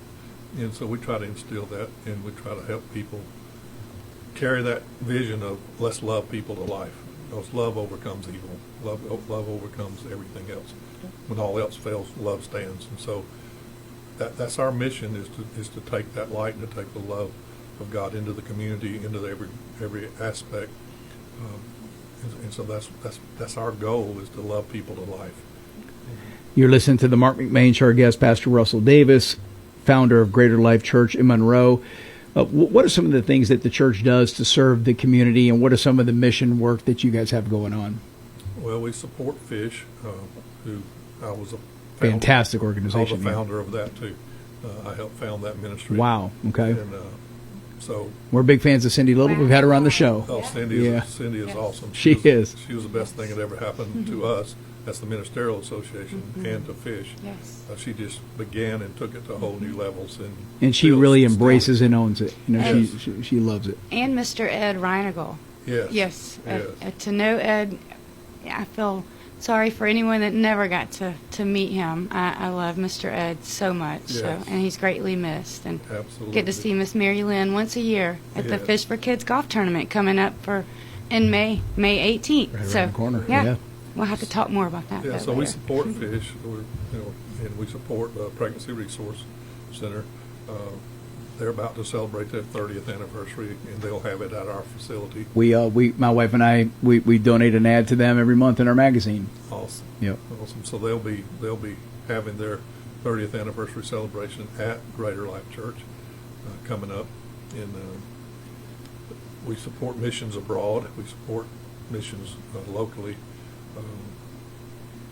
It's the local stuff that is front and center for me right now, just because, again, we see how there's this continual degradation of our society. But I'm with you. I think that if we as Christians can stay on offense, no longer play defense, stay on offense and proactively go out and work amongst them, that there's reasons for optimism. I was talking to somebody the other day, and it was in regards to efforts of advancing Christianity and doing what's right biblically as a worldview perspective. And the lady I was speaking with, and I know what she meant by this, she says, well, hey, I'm a believer in the Bible too, and I kind of know how this all ends. And I said, that's fine. I said, I get that. I said, but at the same time, when God comes back, when Jesus comes back, I want him to find me working hard. I don't want him to find me hovering in a wholesome place waiting for him to come back. I want him to find me out amongst them. Do you guys share that same idea? Absolutely. I used to make a joke about, it's not up to Christians to have rapture practice, That's a good, to go to a mountain somewhere and just practice, we're not called to that. We should live every day as if it could be today, but we should be, like you said, found worthy and found working when he comes. And there's victories to be gained every day. So even though you feel that the world, and it is, our country's changing, the world is changing, but every day there's victories, even if they're small ones, and that's what you build upon. Yes, sir. Yeah, it's just I'm not wanting to toot our horn, but I'm just so happy to be a part of Greater Life Church now, to get to see what God's doing and get to see the vision that He gave me 47 years ago coming to pass now. Yeah. Through Pastor Jeremy and Pastor Caitlin. But we had 121 salvations last year. That's fantastic. Baptized 59, I believe it was, of that. And in the days where I was over a bunch of churches at one time, I was the presbyter and the elder for the East Atlanta section. And it was so sad to see that some churches had no salvations, or maybe one, or maybe two or three. And we're called to win this world. We're called to. That's right. To save souls, and so to get to be a part of a church that's growing, and part of a church that's seeing people saved. 121 last year. That means your doors are open and you're bringing people in. Yes, sir. And that's it's just vitally important. You couldn't have answered my question any better than the way you just did, because that's what I said is, hey, what is the church's role to just get out amongst the community? And hey, it's great that you're taking care of your members here, right? But if you don't open those doors and start bringing people in, then what's the purpose? Absolutely. And again, under Pastor Jeremy and Caitlin, the church has grown. It's growing right now at like 70% per year. Wow. Over the last 3 years, over the last 4 years. And so when he came, because we just had our annual business meeting, I think there was like 65 or so people when he came, because COVID did a number. And, sure. Wiped out a lot of churches. We went through a transition from when I left and retired. There was one pastor between I and Jeremy, and so when Jeremy came, the church had gone downhill somewhat, but due to COVID and due to some other things. And then, anyway, I think he said there was like 65 there when he came, and right now we're averaging 365, and he's been there since 2021. So, wow. So it's growing. That's a big congregation. That's fantastic. That is impressive. You listen to the Marc McMain Show. Our guest, Pastor Russell Davis, founder of Greater Life Church in Monroe. Pastor, in the remaining 60 seconds that we've got, share with us, what is the next thing for Greater Life Church? What do you see for the next, say, 3 to 5 years, and what else is on your mind that you want to share with our listeners? Well, I know the vision of our pastor is to start extra campuses in different areas and to build a church overseas. He has a broad vision of growth. I don't want to put out too much on the public air, but I know that we're in the beginning stages of looking at building a new sanctuary, which would be a blessing. Right now we're doing 2 services. That was something that started this year. And they 2 Sunday morning services. Yes. Does anybody do the Wednesday night services anymore? That used to be a thing back in the day. Yes, we do Wednesday night. We have dinner at 5:30. People come and eat, and then stay for. We have youth and children, and then the adults have classes every Wednesday. So, yeah. That's excellent. That's excellent. If somebody wants to learn more about the church, y'all have a website that you can point them to? Or Greater Life GA. GreaterLifeGA.com. That's easy enough. That's fantastic. Pastor, I appreciate you joining us today. It's a lot of fun. I told you it goes quick. It did. Fastest 30 minutes in radio. Thank you for having us. A great story, and I really love the story about your journey in particular. You can see how God has had His hand on what you're doing. Thank you so much. We appreciate you. You're listening to the Marc McMain Show. Take a quick break. We will be back wrapping it up.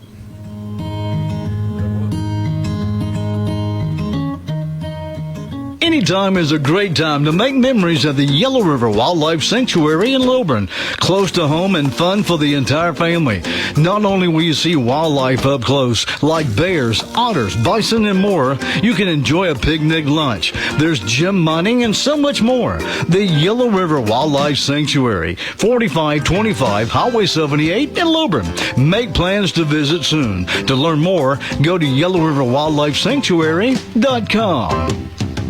Whether you're mowing, grading, or just taking care of your property, you need the proven reliability of #1 selling Kubota compact tractors to help you get it all done right. Stop Stop by today. Right now, bring home select Kubota equipment with 0% financing available or save up to $3,250. Now through February 28th. See us or go to KubotaUSA.com for full disclaimer. Your local Kubota dealer is Hayes Tractor, located at 545 Highway 11 in Social Circle. Online at HayesTractor.com. Lake Life is the Lake area's largest award-winning magazine, reaching over 25,000 readers. Pick up your copy of Lake Life magazine today. Get Lake Life free at over 100 convenient locations in Georgia's Lake Country. And keep in mind, you'll receive your free copy with a subscription to the Lake Oconee News or the Eatonton Messenger. Lake Life. It's all about the lives and events in Georgia's Lake Country. Call 706-485-3501 to subscribe. Lake Life, the biggest, the best, and it's free. Since 1979, the Tim Stewart Funeral Home family has been caring for families in their time of need. The Tim Stewart family pledges to honor your loved one with excellence in service, compassion, and will guide you in making the right decisions. To learn more about the Tim Stewart Funeral Home family, stop in at one of their 3 locations in Monroe, Loganville, and Lawrenceville. Call 770-267-2594. or go to stewardfh.com. Us now, Hello. Chef. How are you doing, Charlie? Good. Did you have a good Valentine's Day dinner? Where'd you guys go? My husband cooked my favorite meal. A lot of people have been like, that's what you had for Valentine's Day. What is the favorite meal? Pot roast. Oh. Like, I'm a big comfort food person. Heck yeah. And he cooked like a crock pot, like 8-hour pot roast. Cook. Oh, he does like 90% of the cooking. Are in you our serious? house. So Yeah. he's legit. He is totally legit. He loves cooking, grilling, like indoor, outdoor cooking is So his is it thing. a teamwork deal, like where he No. cooks, you clean? No, absolutely. No, because I would clean, except my cleaning is putting everything in the dishwasher, and he is No like... rinsing first? Well, yeah, I'll rinse, but like I'll put pots and pans in the dishwasher, and he's like, absolutely not. Like, will not have it, will not hear Wow, about it. okay. So he does like 90% of the cooking and does like all the cleaning. Wow. I know. I got a good one. yeah, I know. I got a good one. But yeah, he made a pot roast for me, so it was delicious. That is That good. sounds good. What went with it? Like any sides too? We just did a rice. I mean, because Okay. it's like, Yeah. pot roast Got and the gravy potatoes. and all that. Yeah, Yeah. potatoes and mushrooms and carrots hearty. and Yeah. celery. Yeah, it's very hearty. It's very, very comfort Comforting, food, and it's heavy, but Well, I got to it's say, my steaks favorite. from Striplings turned out good. Oh. But I did something a little Always bit good. different this time because I wanted to cook them so normally I grill my steaks. Yeah. And this time I put them in a massive cast iron skillet and Yes. put that on the grill. So that way it didn't splatter all over the okay. place. Yeah. Man, did it turn out perfection and no mess. No That's mess. interesting. So my husband will cook them in a cast iron skillet on the stove. But it makes a inside. mess. Oh, it totally makes a It mess. gets to splatter all over. Everywhere. Yep. And then what it allowed me to do is I pulled them out for a minute, put them on the open flame. You get a little open flame and put them back in the cast iron skillet. Yeah, it turned out good. It turned out really good, I will Nice. say. So I wanted to tee this up before we get into the meat and potatoes of all the cool things that we can talk about for the next few minutes.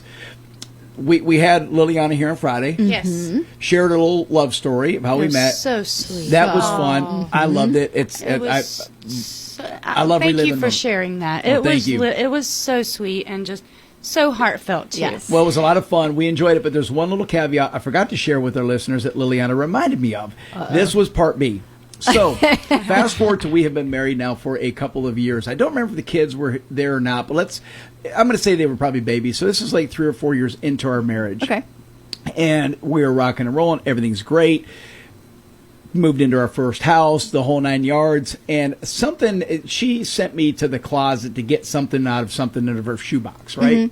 So I'm in her side of the closet, which keep in mind, I'm sure it's the same with y'all. Like 90% of the closet is hers. Is mine. Yes. Yeah, for sure. Thank you. I get 10%. Yes, that's all you need. So she sends me into the shoebox to get her something out, and I pull up in the shoebox and I'm digging around and I find $400 in cash. Now keep in mind, times are tough back then, Yeah. right? Oh, for sure. So $400 was like finding $1 million. That's a lot of money when you're newly married. Big cash. Yeah. And I'm like, coming back to Liliana. I said, Liliana, look what I found in that shoebox, $400. She goes, oh, I forgot that was there. And I'm like, how do you forget that there's $400 sitting in a shoebox? She says, no. She says, my mom, you remember the day we got married and went to the honeymoon? I said, yeah. She says, my mom gave me $400 in cash in case you were a nut job and I needed to buy a plane ticket back to the United States. Oh my gosh. Oh. That was her dash and go money in case I turned out to be sleeping with the enemy. Remember that That's movie? yes. My mom and dad had the same talk with Randy before we left on our honeymoon. Like, we were already married and we went on a cruise, and my mom's like, there at that time, I mean, this was 2011, there was some story that was on the news, one of those GMA stories where it's like, newlyweds push each other off or whatever. My mom's like, please don't hurt her. Bring her home. We know. Just bring her home and we will handle it. But please don't. Yeah. Please don't push her over. Don't leave her at a port. Just bring her back and we will handle it. But I hand on the Bible, I remember my mom and dad having that conversation with my husband. So it must be like a parent of a child, of a girl, of a bride. Daughter. Yes. There's enough movies that have shown some pretty bizarre things. For sure. It was like, we know how she is. Just bring her home. Well, that was sweet of her mom, really. Just in case. And it was very discreet. It wasn't to hurt your feelings, but just in case. I held no grudges, but I did spend the $400. I think I've more than earned this. Bought a television or something like that. There was no refund in that $400, but I forgot to leave that to add that to Friday's conversation. Yeah, that is so funny. Well, I wonder if that happens more often than we think. I'm sure, especially in a situation where the parents of the bride don't know the groom that well. Yeah. My parents, they knew my husband pretty well, but you never. But if there's anything I've learned from watching Dateline and reading all these things, you never know. You just never know. Absolutely. You don't. You never know where the nut jobs are. Speaking of nut jobs, so this deal out west, the Savannah or the Nancy Guthrie deal. This is it's obvious. It's heartbreaking now because the chances of the lady being alive are slim. I mean, she was already very sick, and she had like the the pacemaker in her heart, and she needed medicine for that. So I mean, it's sad, but it is slim. It would be a miracle if she's alive. We pray that she still is. But it made me think. So because obviously a massive amount of resources have been dedicated to finding this woman, as has a tremendous amount of media coverage, right? Virtually every news network. Everything. And here we're on WMOQ, we're talking about it, right? Even, I love watching Good Morning America when I'm getting ready before I get out the door with the kids, and it's like their rival network. Like Savannah Guthrie worked for the Today Show, and they're covering it. Top of the hour story. And it made me think about this, and this is nothing to knock Savannah Guthrie and what's taking place with her mom, but everything to do with how many other kidnappings and missing persons are right here in our backyard that we're not discussing. That happens. The time that I remember hearing the most disgruntled people about it was the Gabby Petrino case, where it was like, if this wasn't a cute white blonde girl, would we care? Because there's all kinds of people that go missing, that their boyfriend, girlfriend beat them to death, and we never hear about it. Would we hear about it if she wasn't a cute blonde white girl? Well, and that's sad. With Savannah Guthrie's mom, that it's so unusual, I think, is why it's definitely noteworthy. But it's not going anywhere, right? And it's just consuming the news. And so I was thinking, man, there's got to be an effort there. I don't know. And this is something for us to have a conversation with the sheriffs, Chastity, as we schedule some of the sheriffs come back in. Do we have an active missing persons database in our listener area that we can help out with locally? Because I'm willing to bet there still are people that are missing of some sort in our backyard, for sure, that we need to dedicate some time to. And it doesn't matter race, read, color, origin, any of that stuff. It just matters the fact that they're missing and they have loved ones trying to find them. And so it's just not everyone has the benefit that your daughter is a regional or nationwide celebrity. Nationwide, yeah, for sure. It is unfortunate, but it. I hate to say it is what it is, but it's like, if my mom went missing, would I go to the ends of the earth to find her? Absolutely. Would anyone else care? Probably not. No, and look, there is something to be said for if you are connected and you have resources, you take advantage of those resources. I'm not faulting anybody on it. I would too. And I want this woman to be found, praying that she's found alive. But I'm thinking through the lens of, is there something that we can do on the show? Dedicate some time to, hey, Here's somebody that's been missing. So let's have that conversation with some of the sheriffs, Chastity. I don't know if there's Tyler's coming on tomorrow, so we'll we'll roll it out with him. Perfect. So, yep. If there's anybody in Morgan County that's a missing persons case, let's relive it. We talked about the couple that was murdered in Lake Oconee. We now, did. we know they're not missing. No, we know where the bodies are. We know the bodies are. That's a different. That's a cold case. That's a little cold different. case. Yeah. But unsolved mysteries, anything like that, I think that would be well worth bringing My up. inner Harriet the Spy from the 90s Me is very too. excited about this. Your inner who? You're such a boy dad. Harriet the Spy, it was like a TV show in the 90s, like on Nickelodeon. Girls watched it a lot. Oh, she was a girl spy? She was a girl spy. I mean, she lived in a neighborhood, so she would like watch who was taking out the trash and got, like it was cute little things like that. But that's why all of us millennial women are Facebook stalkers and investigators because of Harriet the Spy. That's why we're so good at it. Yeah, I love that. Oh my goodness. I love bringing the millennial culture to you, Mark. Yes. And I always have this look on my face like, huh? That's Oh, Marc McMain, Charlie Morgan, Chastity Stewart. Our buddy, what's the name of the chef? Guy Fieri. Fieri, blonde yes. spiked hair. Yes, Does love diners, him. diners? Triple D, diners, drive-ins, Triple D. and dives. Yes. Love that show. It's good stuff. Worst thing about that show is watching it when you're hungry. Oh, It's so good. My kids love it too. That is a great show. So I was reading a little something about him where he talks about some of the foods that he doesn't like, and there's like the top 6. And I knew one of them was eggs. If you've ever seen a show where somebody makes something with eggs, he's reluctant to eat it. Yeah, he's not an egg guy. But some of the other ones are like no-brainers. Like one of them was ghost peppers. Like who's going to eat a ghost pepper? No. Yeah. That's one of those things you really don't want to take a chance on eating in front of a camera because it could go sideways bad. And then there's also like, what if you get like your stomach gets sick? Then you just derail. Yeah, you've just derailed all of programming and your production schedule. So we can cut to a commercial here if we needed to. Peanut butter hamburgers. Like why would somebody put peanut butter on a hamburger? Oh. Yeah. Okay, you say that. I literally, I've not had it. It's not my thing, but I just saw the Gastro 22 pub, that's in Monroe, in downtown Monroe, and then also in Epps Bridge. They have like this, it's called the Fat Elvis Burger, and it has like a peanut butter sauce on this burger. What? It's not my thing, but... Not my cup of tea. No. It might be worth trying, though. Well, the next two are cow brains, like you know what? No. Cow brains, no thank you. I hope I'm never that poor that I have to eat the brain of a cow. Like I'm so hungry that like it might be a delicacy that you have to be that rich to eat the brain of a cow. Some escargot. I don't have that blood in me. I'm not in that tax bracket. Haggis, liver, and onions. These, none of that's mine. So I was just curious. I queued this all up for you two.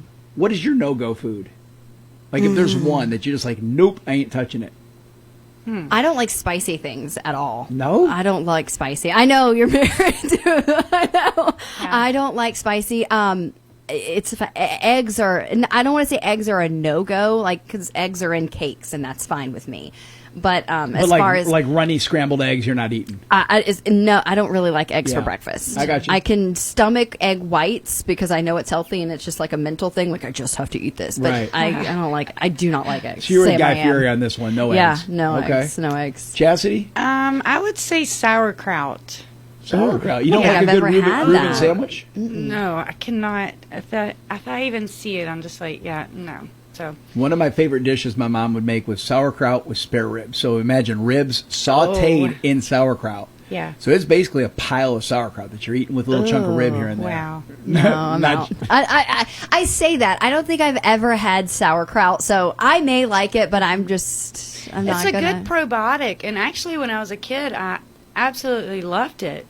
But I think going around the mountain one time, Blood Mountain, it kind of come back up, and like, ever since... You're done. I was done. No more? But, okay. Yeah, but it's really good for you, actually. Good probiotic. I didn't know that. That's news to me. Mm-hmm. I like it on a dog. Mm-hmm. The sauerkraut dog. Oh, God. Okay. Well, thank you for saying, like, hot dog. Or a Reuben. I don't. I see. I'm not. Yeah. A Reuben sandwich is rye. It's got corned beef. Then it's got sauerkraut, Swiss cheese, and then Russian dressing. A true Reuben has Russian dressing, not Thousand Island. Not like Thousand Island. Yeah. No, it's got to be Russian. If for a true Reuben. Okay. And then it's grilled like a grilled cheese sandwich, right? It is a killer sandwich, but it's loaded with sauerkraut. So if you're not digging sauerkraut, you would not like a Reuben. No. You're listening to the Marc McMain Show. Wait, what is your go-to? not go to. Oh, my not go to. You're not go to. No, I'm going to save it for after the break. I'm going to. Oh, save it. Okay. there's a tease. I've never heard one. Look We'll at him. We'll be back. We'll be doing a no-go food for Mark. 2002, it's Outdoor Specialty, featuring a wide variety of plants, trees, shrubs, ground cover, and more. Plus, you'll find a full line of irrigation supplies like sprinkler heads, pipe replacement parts, and more. Add some beauty to your home with a huge selection of pottery, landscape stones, mulch, and more. Step into the garden center and see their great selection of bird feeders, bird houses, Cole's bird seed, and so much more. Don't forget to pick up some of Elsie's apple-flavored deer corn. Stop in and say hello to Elsie, Diane, and the rest of the friendly staff at Outdoor Specialty, 1460 Greensboro Highway in Watkinsville. Open Monday through Saturday. Phone 706-769-8737. That's 706-769-8737. That's OutdoorSpecialtyNursery.com. Covington Ford has something for everyone, from the power and comfort of a brand new F-150 to the family-friendly Explorer or the trail-ready Bronco. Covington Ford wants to be your #1 local Ford dealer by offering no haggle, below invoice pricing, and interest rates as low as 0% for 60 months. We believe your adventure should be limitless, not your coverage, so we're giving you a lifetime powertrain warranty on nearly all new Ford inventory. Come check us out in person or visit us online at covingtonford.net. Your next journey starts at Covington Ford. Roll-Off Systems of Statham, they're on a roll. They offer dumpsters in all sizes, trash compactors, porta potties, and new combo cans. Existing sites are new building sites. Trash and waste disposal, it's their business. Locally owned and operated. Call Roll-Off Systems today. 770-725-ROLL. That's 770-725-ROLL. Or go to rolloffsystems.com. And welcome back, Marc McMain, Charlie Morgan, Chastity Stewart. So my no-go food for me, I'll go ethnic on this, is a dish out of Mexico called menudo. All my Mexican friends are probably upset with me right now, but menudo, yeah, it's a traditional soup, often eaten on the eve of a wedding. So like weddings, I told you weddings in Mexico last all night. Big deal. Yeah. So at 4 a.m, they typically break out the menudo. Right? I thought that was the band Ricky Martin was in, Menudo. I think it is same. Oh, dual same. Purpose. Is it named after that? Named after the soup? Well, so I think he's named after the soup.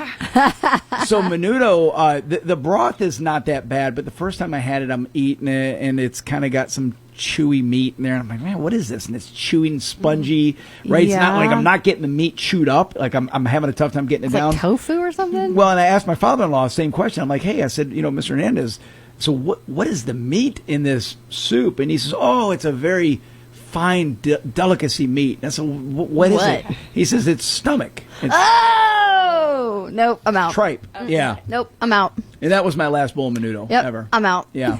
Stomach of a cow? I don't even know. I guess a cow. Yeah. Nope. I don't know. It doesn't matter. All I need to know is stomach, and Chastity, I'm out. I never asked that question. I don't know. That's a brilliant question. Stomach is enough for me to be. Yeah. And so I realized, because I'm not picky, I eat just about everything. But when it gets into weird stuff, I'm not going to eat eyeballs or brains or things like that. Or bone marrow. That's a new delicacy. Ugh. Bone marrow, not my cup of tea. So no, thank you. Just give me a steak, baked potatoes. There you go. It's just a simple man. I won't turn my nose at any vegetable I ate, all that. Yeah.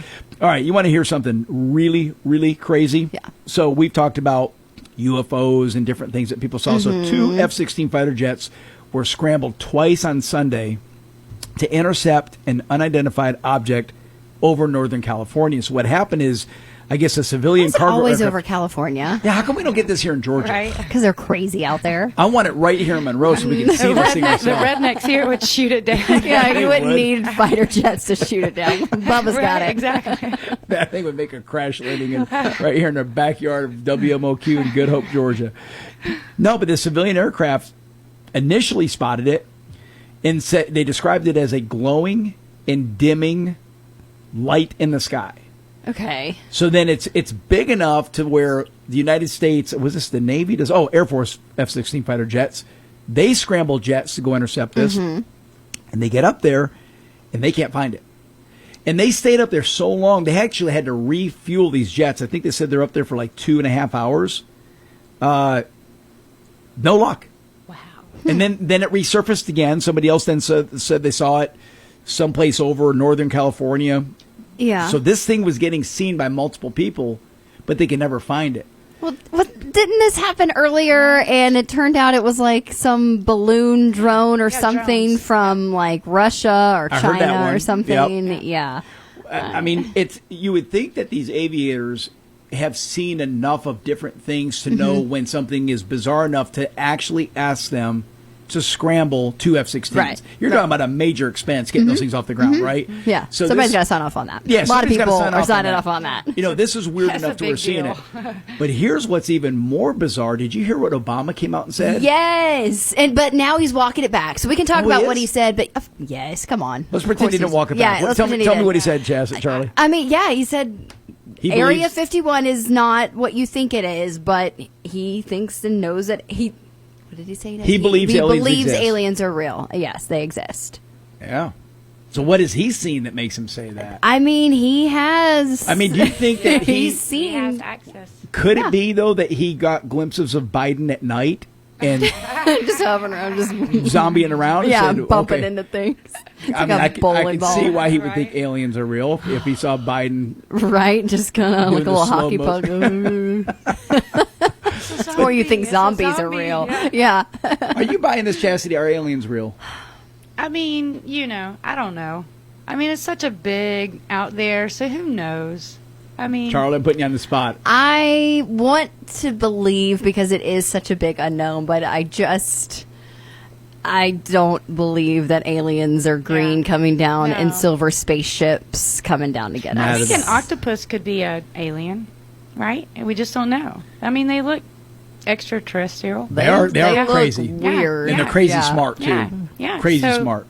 I don't know. That may be our alien. That's Yeah, maybe it could be. I do not believe in aliens. I don't believe in spaceships. I don't believe in any of that stuff. But I do find it interesting when they do see something so convincing that the military scrambles jets to go and intercept. Yeah, I find that compelling, very compelling. So it may not be. There's got to be a there somehow. Well, and there's so much of this that it tells you there is a technology out there, whether it's owned by the Russians, the Chinese, or somebody else, or somebody playing games, that is just baffling even our most brilliant military experts. There has to be a there for that to happen. Marc McMain, Charlie Morgan, Chastity, we're kicking around some topics. Did you guys follow this conversation? Representative Nancy Mace, who said that she has been given access to the Epstein files and saw stuff in there that she thought was just gut-wrenching? No, I've tried not to follow purposely a lot of it because it's gross, it's infuriating, and it feels like every day there's a new CEO or somebody that has some kind of power stepping down. And nothing's going to be done. And nothing, no, they're stepping down. It was 20 years, like there's all these excuses. I just don't feel like there's ever going to be accountability of it. There's no satisfaction because the files are so heavily redacted, right? So we're not getting what we'd hoped for, which is instant clarity as to what took place or instant transparency. Yeah, well, but just being able to connect the dots between Epstein and those that were participating with him in this god awful thing that he was doing. But what I find interesting, and look, there's been plenty of names named in the Epstein files that these are people that are not guilty, right? They had interactions with Epstein, but they weren't doing something evil. Sure. I'm sure there are. Plenty of names that are in there. What she's saying is that she has seen some of With those her redacted eyes. names, and that she's painting a pretty grim picture. That there's something there. She says, "Hey, this is not going away until people go to jail." So my question that I'm going to pose to you all, that's the trend for today, because I'm queuing this up and then getting y'all's opinion. Are you satisfied? If this thing was to die today and the Epstein files were no more, was there enough to know that there's just nothing else there? Are you guys comfortable, or is there an appetite for more that you want people to be held accountable? I think people need to be held accountable. I don't want to know what all is in there. Me personally, I don't want to know what was in there. I'm the mom of 2 young girls. I don't want to know. But I do want to know that they are being held accountable for it. I want to know that there's justice for the victims, but I don't want to read about what happened to them. Does that make sense? That's right. I want justice for I want justice for the victims. And that's my number one. I don't care who else falls for this. I don't care if it's the King Charles himself. Like, I don't care. I don't either. I just want justice for the victims and resolve for them, and that's really where I'm at. Yep. And so the way I look at it, the same way, you can't tell me it was just Epstein, it was just Maxwell. Right. There's other people, hundreds of other people. There's people that participated in this, and we got to get to the bottom of it. And what I appreciate from her, whether you like her or don't like her, what I appreciate from this is she's taking the approach of, hey, look, the focus should be on the victims and the unresolved co-conspirators. Yes. Instead, what the Democrats are trying to do is they're trying to pin everything back to Donald Trump. And it's not there. There's nothing there. Well, that's their MO for everything. Yeah. It's the MO for everything. No, this is it's still gonna be complex, and I just hope that people stay the course, stomach the disgruntledness of the American public who are not happy with what's coming out, stay the course and get to the bottom of this. Right. So what I'm hoping, what I'm praying doesn't happen is this thing just disappears. It's such a circus. I don't think it will, but it's such a circus, and that's the problem I have with it. Is it's Pam Bondi's involved, and then this guy, and it's a lot of grandstanding on both sides trying to make it this partisan instead of figuring out what the solution is and the victims and the bad guys, for lack of a better word. It's too much bipartisan grandstanding on both sides. We just want results. That's it. Get to the bottom of it. Yep. The last little thing I had queued up was another study. I love studies because I think studies science tell can't the argue direction. with it. Yeah, it just kind of tells us the direction they're going in. We talk about mental health and depression. They're saying that replacing 60 minutes of TV watching with more active pursuits, so like activities, running, working out, whatever it may Doing be. something, yeah. Yeah, that can help you get out of depression. I'm going to tell you right now, that is absolutely the gospel. Yes. If you find yourself in a pit and you're laying on a couch at noon on a Thursday and you're feeling cruddy, go. You don't have to go to a gym. Just go for a run. Yes. Start moving, and your body, it naturally gets yourself out of that. It does. Yep. And so it's not even just replacing TV; it's replacing phone time or replacing, a sedentary lifestyle. Do something that's active. When I was laid off 2 years ago, and I wallowed in my self-pity for a while, and that was one of the first things I cut was my personal training, because I was like, I don't have the money, I can't do that. Right. And I was like, no. After about a month, I was like, I have got to get moving. And it was just going to one class. Like, I started back slow, one class a week, just getting moving. And I've never been that person. But you have to get out and you have to move your body. And I'm not saying go do a class or go do yoga, Zumba, whatever. But just go walk in your neighborhood, or walk.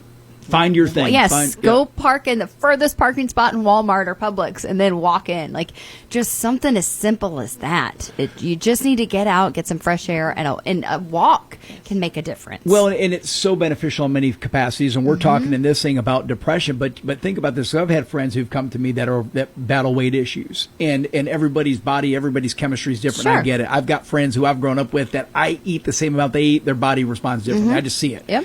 And so, and I've talked to those friends, and I said, hey, you obviously, A, you got to change your diet, but B, you got to add an activity, and it will help you not just here, it'll help you up top. Mentally. It'll help you mentally.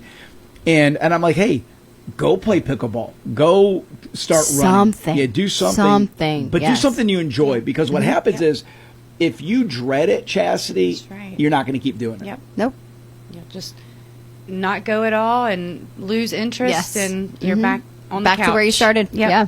Yeah, you got to pick something you like that you look forward to. And the one thing that's worked for me is having that set appointment, and I work out with a partner. Yep. So it's the accountability of it. It's they're like, waiting on you. Yes. Yeah. Like, I know I can't. Like, there are days I don't want to, but I'm like, well, my friend's waiting for me, and I'm not going to be the one to tell her I'm not coming. So, and if you overcome that self-discipline, it's beautiful. It really, you're proud of yourself. Yes, so you absolutely. stick Yeah, with the it. accountability of having a friend, or a family member, somebody to check in with you and to hold you accountable is huge. That's a great point. I remember I used to train with a guy way back when I was 24, Brad Thomas, and boy, he was a mountain of a dude. And we'd wake up at 6:30 in the morning. Wow. And I felt guilty. Like if I didn't get up and go train with him. Oh yeah, it does. Yeah, it's like you're counting on me. Yeah, that's good advice. You need a partner. Even if they're not working out with you, someone to check in with you. Yeah. That I did this, and in a day and age when social media is so much, you can find these like walking support groups online too. Like if you don't have your friends that you trust or would make fun of you for walking, you may want to reevaluate your friends. But but there are people. They're couch potatoes. Yeah, there are people that like you. I talk about my workouts and they just kind of roll their eyes. I'm like, okay, well, you're not my people. It's fine. You got to do it. Yeah, And there's support groups for everything. it helps you healthy, Yep. but also, according to this report, it'll get you out of depression. Yep. And I believe that. Good stuff. Charlie, as usual, thank you for coming and hanging out with us today. Thank you for letting me come in and crash. Yeah. Chastity, great job. What do we got in store tomorrow, Chastity? So tomorrow we have Chris Alexander. Okay, chairman of the Morgan County GOP. Good Awesome. buddy of mine, yeah. Mr. Jamie Antwine over at Harmony Elementary Yes. Principal. Yep. Is that's not where your girls go to school? No, Okay. mine are at Walker Park. Okay. Yes, he's Harmony Elementary. Great principal. Yes. Phenomenal principal. And then also Mr. Devin Berry. He is our fishing guide over at Prince Avenue that with the kids go into first. We've got a pretty yeah. cool fishing deal. So Yeah. check this out. We've got a couple kids at Prince Avenue who I guess did good in a regional tournament. So we've got them coming in studio, Yep. and then we got our very own David Earl from Yeah. Franklin's Gun Shop Yep. who does the fishing Yeah. report. Yeah. We're going big on fishing tomorrow, That's Charlie. awesome. Yeah. Oh, okay. Big on fishing. Okay, I don't have to bait my own And- hook, do I? No. Okay, Well, who's going to bait it for you? And Tour Sheriff- guide, fishing guide? Nope, Yep. I'm out. And Sheriff Tyler Hooks. And Very Sheriff cool. Tyler Hooks Yep. in a second. Man, what And a we stat gotta show. go. That's going to be fun. Folks, we'll be back on at noon.